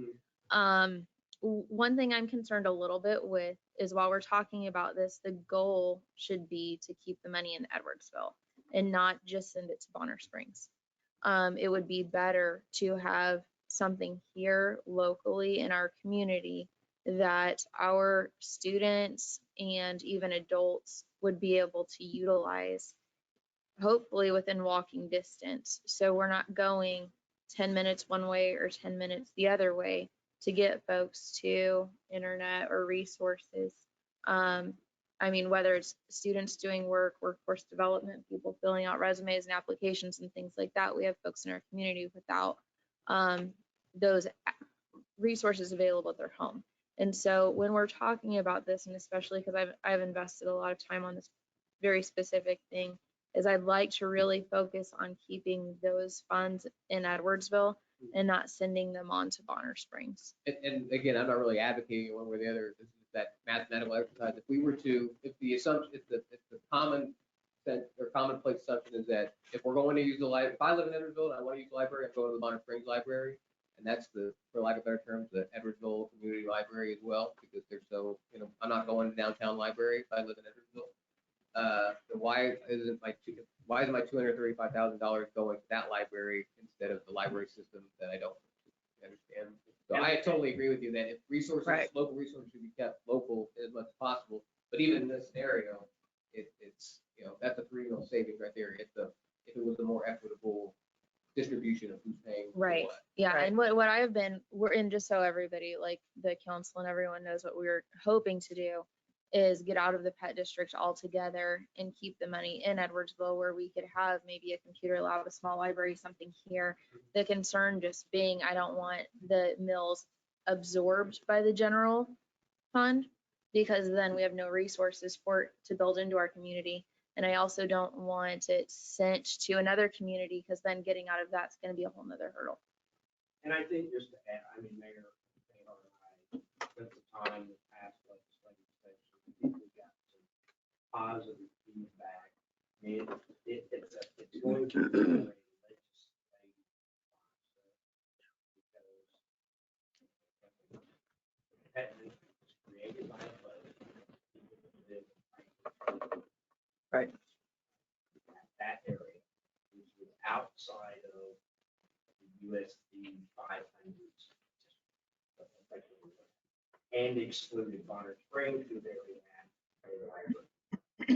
Question is, how is, the one uniqueness is we're the only of that, we're the only ones that are a city.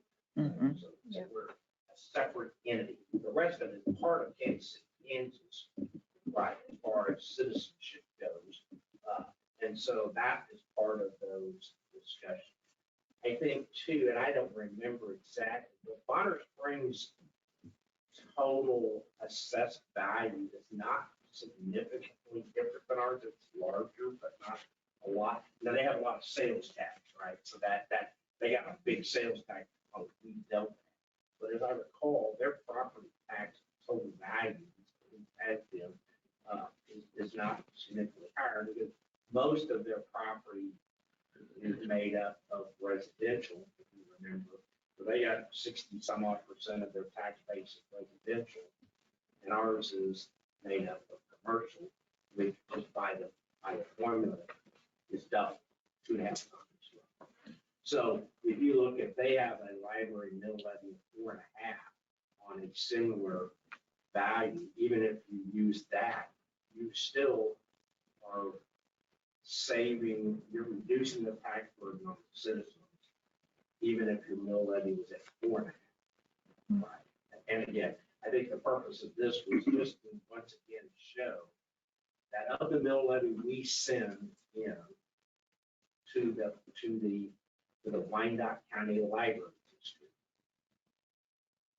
about a third to a half then goes to Bonner Springs, and the rest gets absorbed into the rest of the pet district, of which all of that is kind of managed under the USD 500. I mean, there's not, the Wyandotte County Library District doesn't have really staff. I mean, there's a director, but it's not a separate library from the rest. They contract with the school district to manage those libraries, and they use these funds to help offset those costs. Yeah. I'm not commenting on good, bad, or otherwise. It's just the system that's there. And I think that's been the frustration is that you don't have any, you have no voice in that system. And so I think That's really bottom line. another thing that this table tends to show, and kind of, I think, Councilor Bishop had to think, stretch this out the last 5 years, the only one of these numbers that you're going to see going down consistently is the general fund in the city of Edwardsville. So for the last 5-6 years, we've been the ones essentially providing the school district done a good job too, as of late, but as far as the different cities and the counties, the library and the community colleges are concerned, really the only entity that's out consistently over the last 5-6 years providing any kind of property tax burden relief has been the city of Edwardsville. That sometimes that becomes untenable and we're cutting off our nose to spite our face. We want to give residents as much property tax relief as we can do it responsibly and still be able to provide services and programs and facilities at the level that they deserve. And at some point, we are penalizing and reducing our own ability to do that if we're only focusing on the general fund and the debt service fund and the areas that need to be reduced.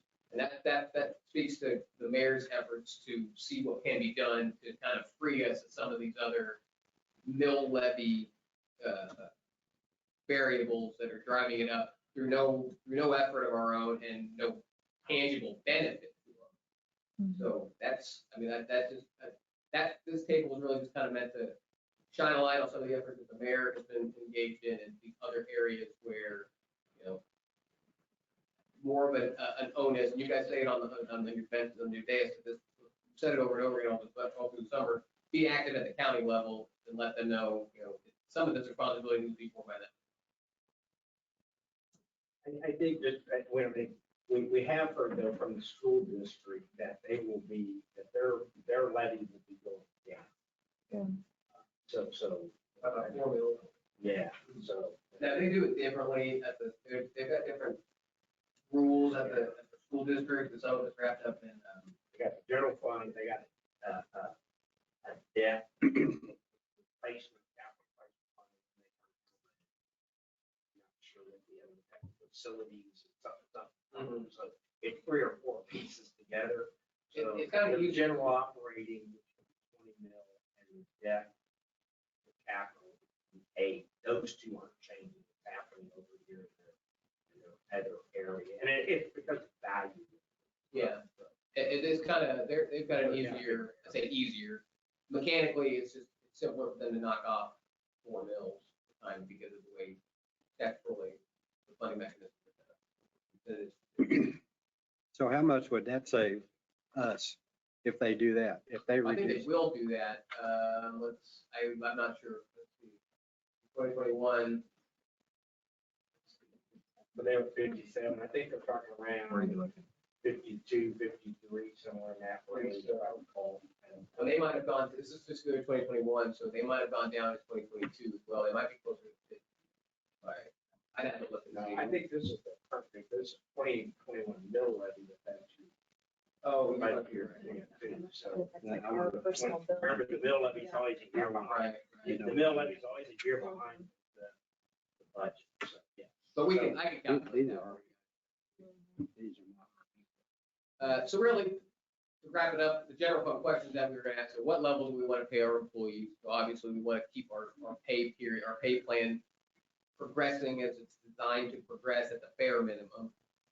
What's the appropriate staffing levels in each department? We've got some grant opportunities that we're hoping to pan out in public safety. I think we can demonstrate the need and the capacity for at least a 1.5 in the administrative department. And then what kind of investment do we want to make in the community? Road projects, public safety facilities, city park and cemetery improvement. What are the improvements and investments we want to make, and what level do we want to make them within the general fund?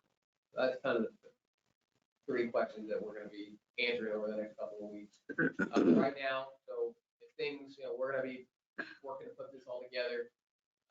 August 22nd, we are for sure having the R&R public hearing because that's already been noted. We potentially would be having our public hearing for an adoption of the whole budget, depending on how our next meeting on August 8th goes. That's the goal right now, is to present, here's our, we'll get some feedback from you all and the other departments and firm up some of these estimates and present what we think a responsible fiscal year 2023 budget would be. The new law, the one good thing on the new budget law is it does offer a little bit more breathing room, but I don't see if we're ready, then we're ready. I don't see the value in stretching out longer. That's kind of the schedule where we are now. Next meeting, we'll talk about, we'll do an update, 6-month update for our current year, and then possibly present a public hearing notice for consideration for the fiscal year 2023 budget. Any other questions before I wrap up? All right. Thanks. Thank you, Zach. How much time do you figure for item 6? 15 minutes. 15. Moving on to item number 6, consider recessing into executive session for KSA 754319 B6 for the discussion of acquisition of real property. Mayor, make a motion to recess into executive session pursuant to KSA 75-4319B6 for the discussion of acquisition of real property for time of 15 minutes to return at 8:10. Second. We have a motion and a second. Will the clerk please call roll? Driver, Yes. Bishop, Yes. Paul. Yes. Thank you.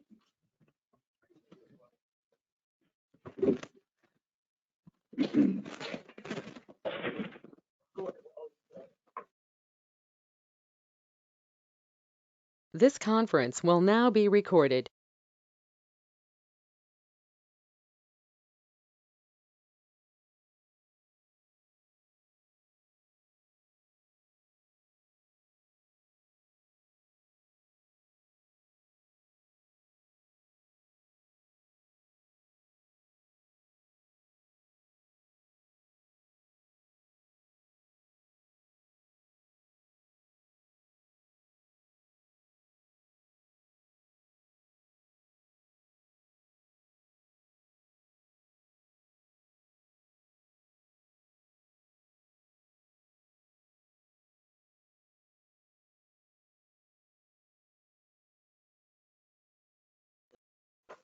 Zach should forward his phone to chief. That would be really. Yeah, exactly. He won't want to do it again. I don't have his phone number. Our schedules overlap. Matisse? I don't have It's 911. Things are covered. You gotta have her. All right. Zach, did you have anything to add? Okay, Chief Mathies, No, man, thank you. Chief Whittem. Councilman Bishop? Oh, yeah, sure. I think I know we probably all did, but I got a couple emails for the Junior Fire Academy just praising how good a job you did, Chief. Don't even text me. A whole lot of people. I know, but you can tell them the chain of command, okay, sir? Like I said, you gotta thank the city managers, city manager, city work.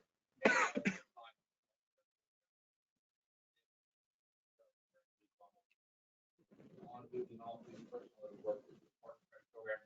I think what it tells us is there's a need for something more than just sports. Yeah, That's where I would say the resident city.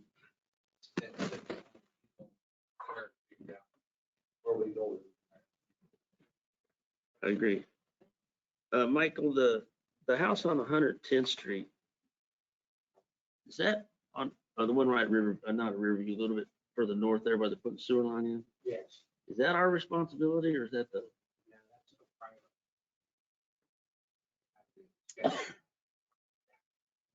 And they boarded it up, but it's for sale.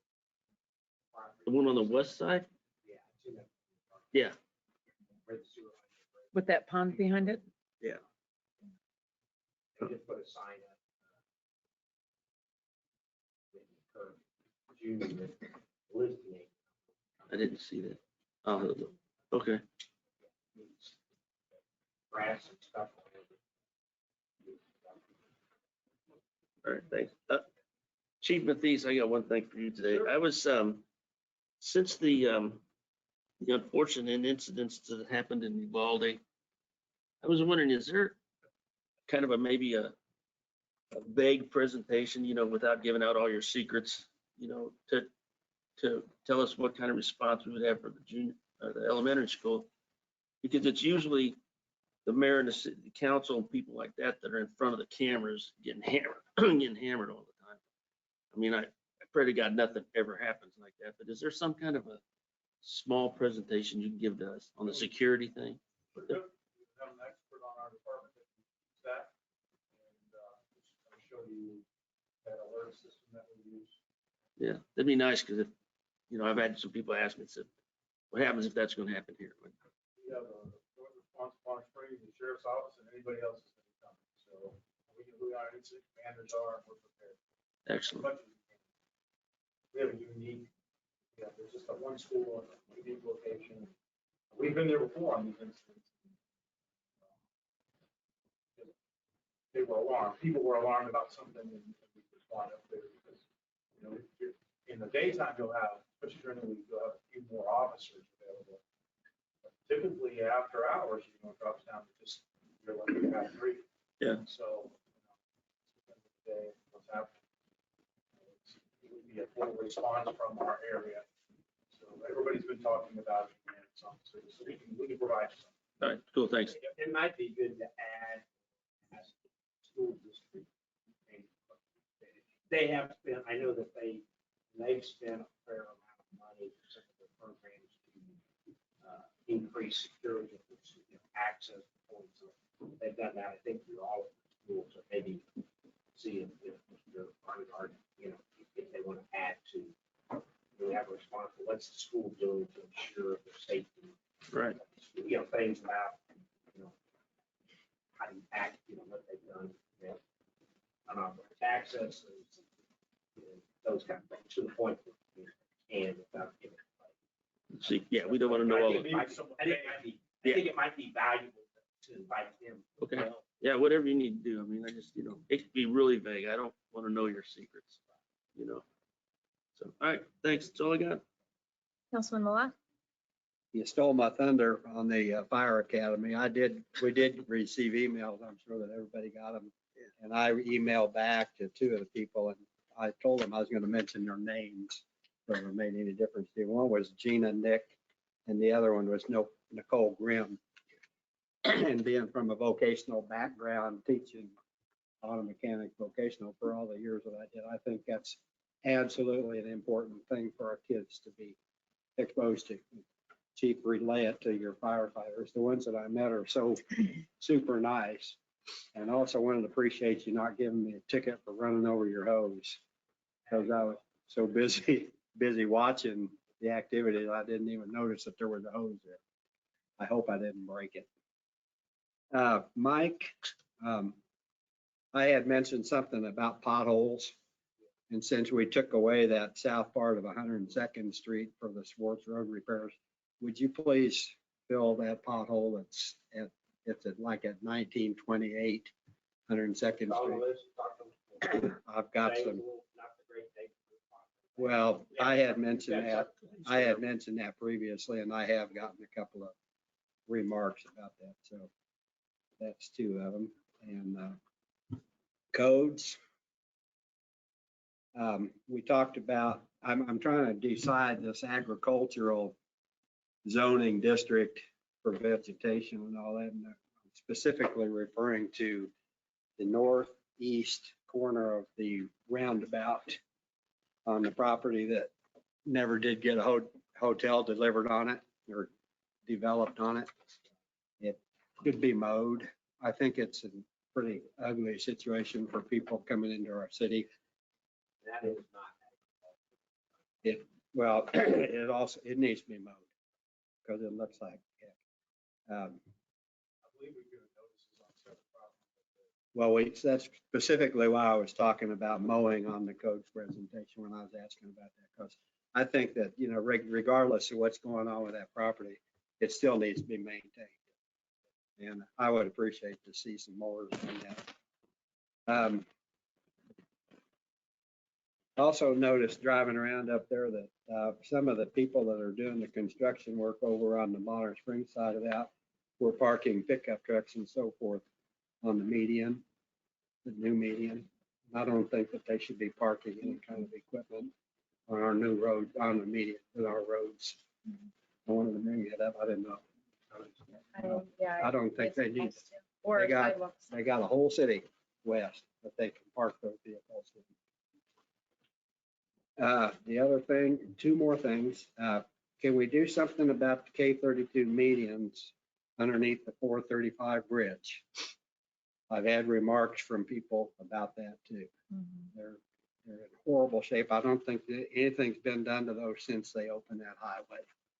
And that was probably about 1973. We put an application called payment claims.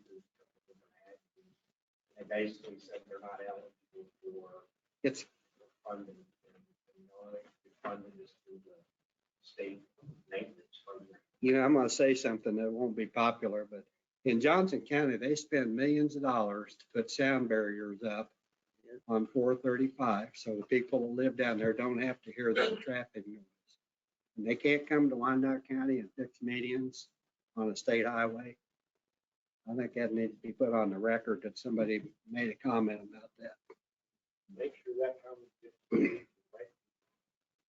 And the last thing that I have is driving by the North Fire Station Public Works Facility. It kind of needs to be straightened up. And I was kind of wondering if maybe we could put a fence around some of that to kind of hide off some of our equipment up there. Yeah, I mean, that's just what I was kind of thinking about. And I won't bring up the silent crossings yet. I'm happy not to. I will say, we did do a walkthrough of the silent crossings. So I've heard, what I've heard a lot out there is, well, now that it's done, why aren't they silent? And so just to give some update. So number one, there were some issues at the 98th Street crossing. The curbs are failing, and I think that it was not built light enough, like with the plans. So there may be some additional work at that one. But fundamentally, the way the system works is first you submit a set of plans, and the railroad says, yeah, these plans look good. And then you start constructing from those plans, And they go along and say, why did you do that? And it's on the plan, we can't do that. So we have to switch it up, which is happening on this project. And then when you get everything done, then you say basically, you're accepting it, the project's done, and then it goes back to the railroad to determine whether the work done meets the requirements for a quiet zone. 30 or 60 days. And after all that's done, then actually get to the quiet. I say all that to say, I would not expect all of that work to get done before the end of. So you're not going to see work going on necessarily, but it's going to be going through this railroad, Federal Railroad Administration, and that whole process. So I know people are, and I've heard that already. I mean, there's even signs up that says no horns. Right? All the signage is up, but it probably would be, I would estimate, end of the year before it will actually be made a quiet zone. Thank you for the update on that. I think I'll just start blowing my horn when I cross the track. Too long and short and long. Standard craft.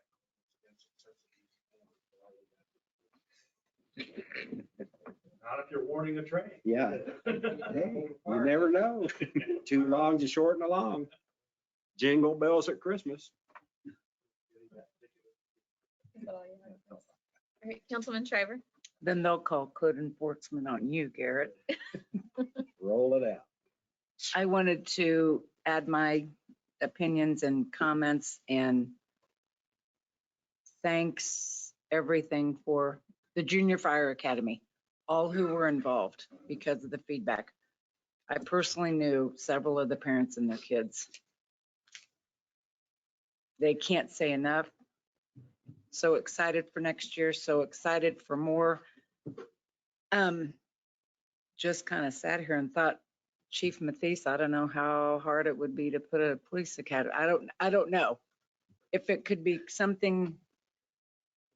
I know two different departments, two different things. I don't know, something to toss around. I don't know because of the acceptance of that. So I don't know, just something to think about. I know, was it a week? Did it run a week long? Oh, with the 3 different groups. I have 2 groups that are ages 8 to 11. We had that fill up within less than 24 hours, 30 kids. I had 12 to 17-year-olds last week. We had 47 kids at the end of this third week. Outstanding though. The praise has to make it worth the work. I know, it's got to be a ton of work. We're going to have an entire breakdown. I know Zach doesn't realize we're going to have a breakdown just yet. But that way, and it probably won't be a big presentation, but it'll be a package to the council to understand the logistical issues and put it on. I appreciate the feedback, kind of my brainchild in there, but I want the council to understand that, it wasn't just one person doing it. There was a lot of different aspects that had to allow it to transpire. And I think that with the email traffic that I've been through on, everybody, some of that gets lost in the translation to who's behind the scenes, not seen more so than the end product. I know that every day the kids are always glad they're leaving and everything else. But like I said, we will have a breakdown of man hours, cost, funding, so we have a better idea of the parks and open spaces for, and those to understand what the logistics of what it is, but also it is identified there is the desire for. Oh, truly. Out of every kid, the adult, that is the adult firefighter okay, no. Put out some applications. That's it. The junior colleges. But, I mean, again, there's more for the park program. They go across all of the courses. And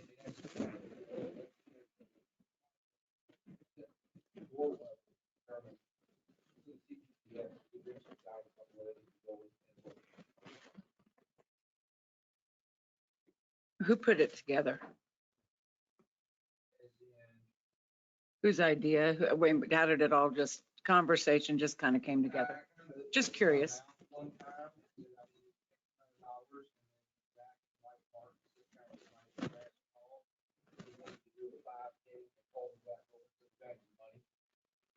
Like, okay, I've already put my foot in my mouth.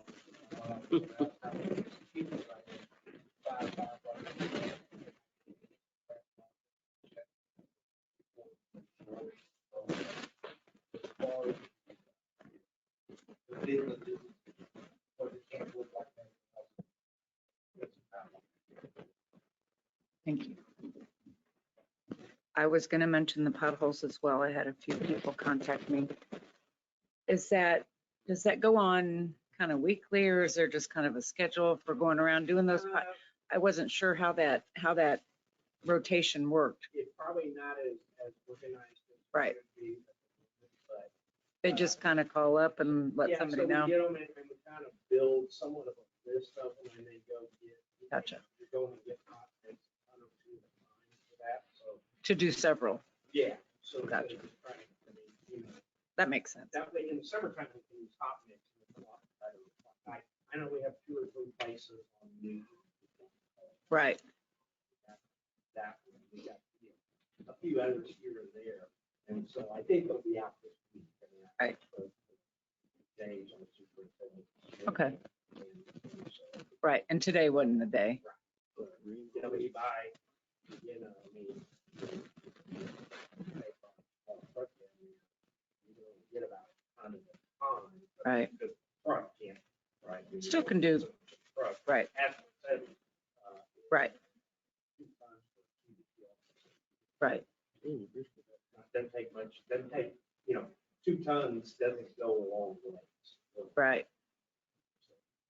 And then Chief Mathies, thank you and your department for the code enforcement activity presentation. That was very interesting. And I think for a city of this size, 4,600 and 11 citations, I think there's a fine line. You have residents and citizens that are maintaining, going above and beyond maintaining, and then you have some people that aren't, but for your department to go out and try to work with these people instead of issuing, it's got to be a fine line. The personalities and your officers that go do this work, hats off to them, because I'm sure they're not welcomed very much sometimes delivering that, yes, trying to talk delicate around there. So, but I think that's only 11 citations. I thought that was very reasonable. Very reasonable. And I think how it's working with those inside is that if there's an opportunity to just respond in time, they didn't take it very serious. I mean, you got the citation. Maybe there's some things they can do for it in the sense of not having a big fine, but maybe they did get it up, or they give them a little more time now for supervision. Right. What we saw this last work was there's at least 3 programs that had to do code enforcement, had to come back and see the CSO and talk to them about what's been done, what hasn't been done, how do we, so there's still some of that going on, even though the citation. Right. And one more thing too, Zach, thank you for the presentation on the budget. I am all for, I don't think we have ever denied a raise for any of the staff in a year I've been here, 9 years. I fully feel that everybody's doing their job. I'd like to see that happen without burdening our citizens. And if Zach, if you can bring back some kind of slide showing a reduction in the mill 1 or 1.5%, just to get some more crunch numbers, just so we could see them next meeting, just to see what that looks like too. That range you gave today was great, but just maybe put a little more precise numbers in there too. I'd appreciate that. That's all I have. Thank you. I won't spend too much time on Junior Fire Academy. I think we've done that. I did want to mention the pop-up splash pads. That's another thing that the fire department has spent time in helping keep our kids excited and cool in the summer, and so that's been really appreciated. Did we hear back from the UG or call them about the pothole fix it up truck? Okay. I just thought with a few comments coming on tonight, and especially with the limit of our ability in hauling asphalt and all of that, then maybe we could reach out to them and see how much that's available to us. When we're talking about hiring admin staff, I did want to mention the UG has a program that maybe we could be a part of, because it didn't say it's for Kansas City, Kansas, but for the unified government, where it's like a grant sort of program where they pay interns to work in municipal and city buildings. They've been working at City Hall in Kansas City, Kansas, or for the unified government all summer. And so I thought might be something that would be a great resource to us, and that's grant funded through a third party, and that's called ProX. Interns. Let's see here, a couple public hearings coming up. I just wanted to ask if we could make very specific social media and website announcements, singling those out and making sure people know about those dates, just so we're super transparent with any public hearing that's coming. Thank you again to Lieutenant Todd for coming out for the codes presentation. I felt like that was helpful to all of us and to anyone that might watch the meeting as well, and just getting that information and how that's coming along. I was really happy to hear about our communication, that we're not just sending a nasty letter, but we're trying to communicate with folks first before that. And then, I mean, we might look at just policies and what we can do to give them some more tools to keep Edwardsville a nice place to live and work. But I really did appreciate him coming out for that. Let's see, winding it down here. I'm going to be giving a presentation in front of the UG Commission Thursday. They're having a budget meeting, and so I'm going to be asking for them to please consider us, because we are part of Wyandotte County when they are allocating funds for the budget. If anyone has any comments or suggestions you want to shoot to my email from the council, that would be appreciated. I do appreciate the opportunity to speak in front of the budget committee. Not the budget committee, it's the whole commission, but I don't know that that's happened before. And so hopefully it goes somewhere. It's not just to say they did it, but I'm hoping that hopefully we'll get some county funds to stay in Edwardsville. So any emails that you might want to send to commissioners to be receptive to that idea, and remembering that we are also part of Wyandotte County, I think is helpful, and just kind of softening them and getting them ready to hear that is maybe a new idea or a first thought. Other than that, I think we are all set. Thank you again.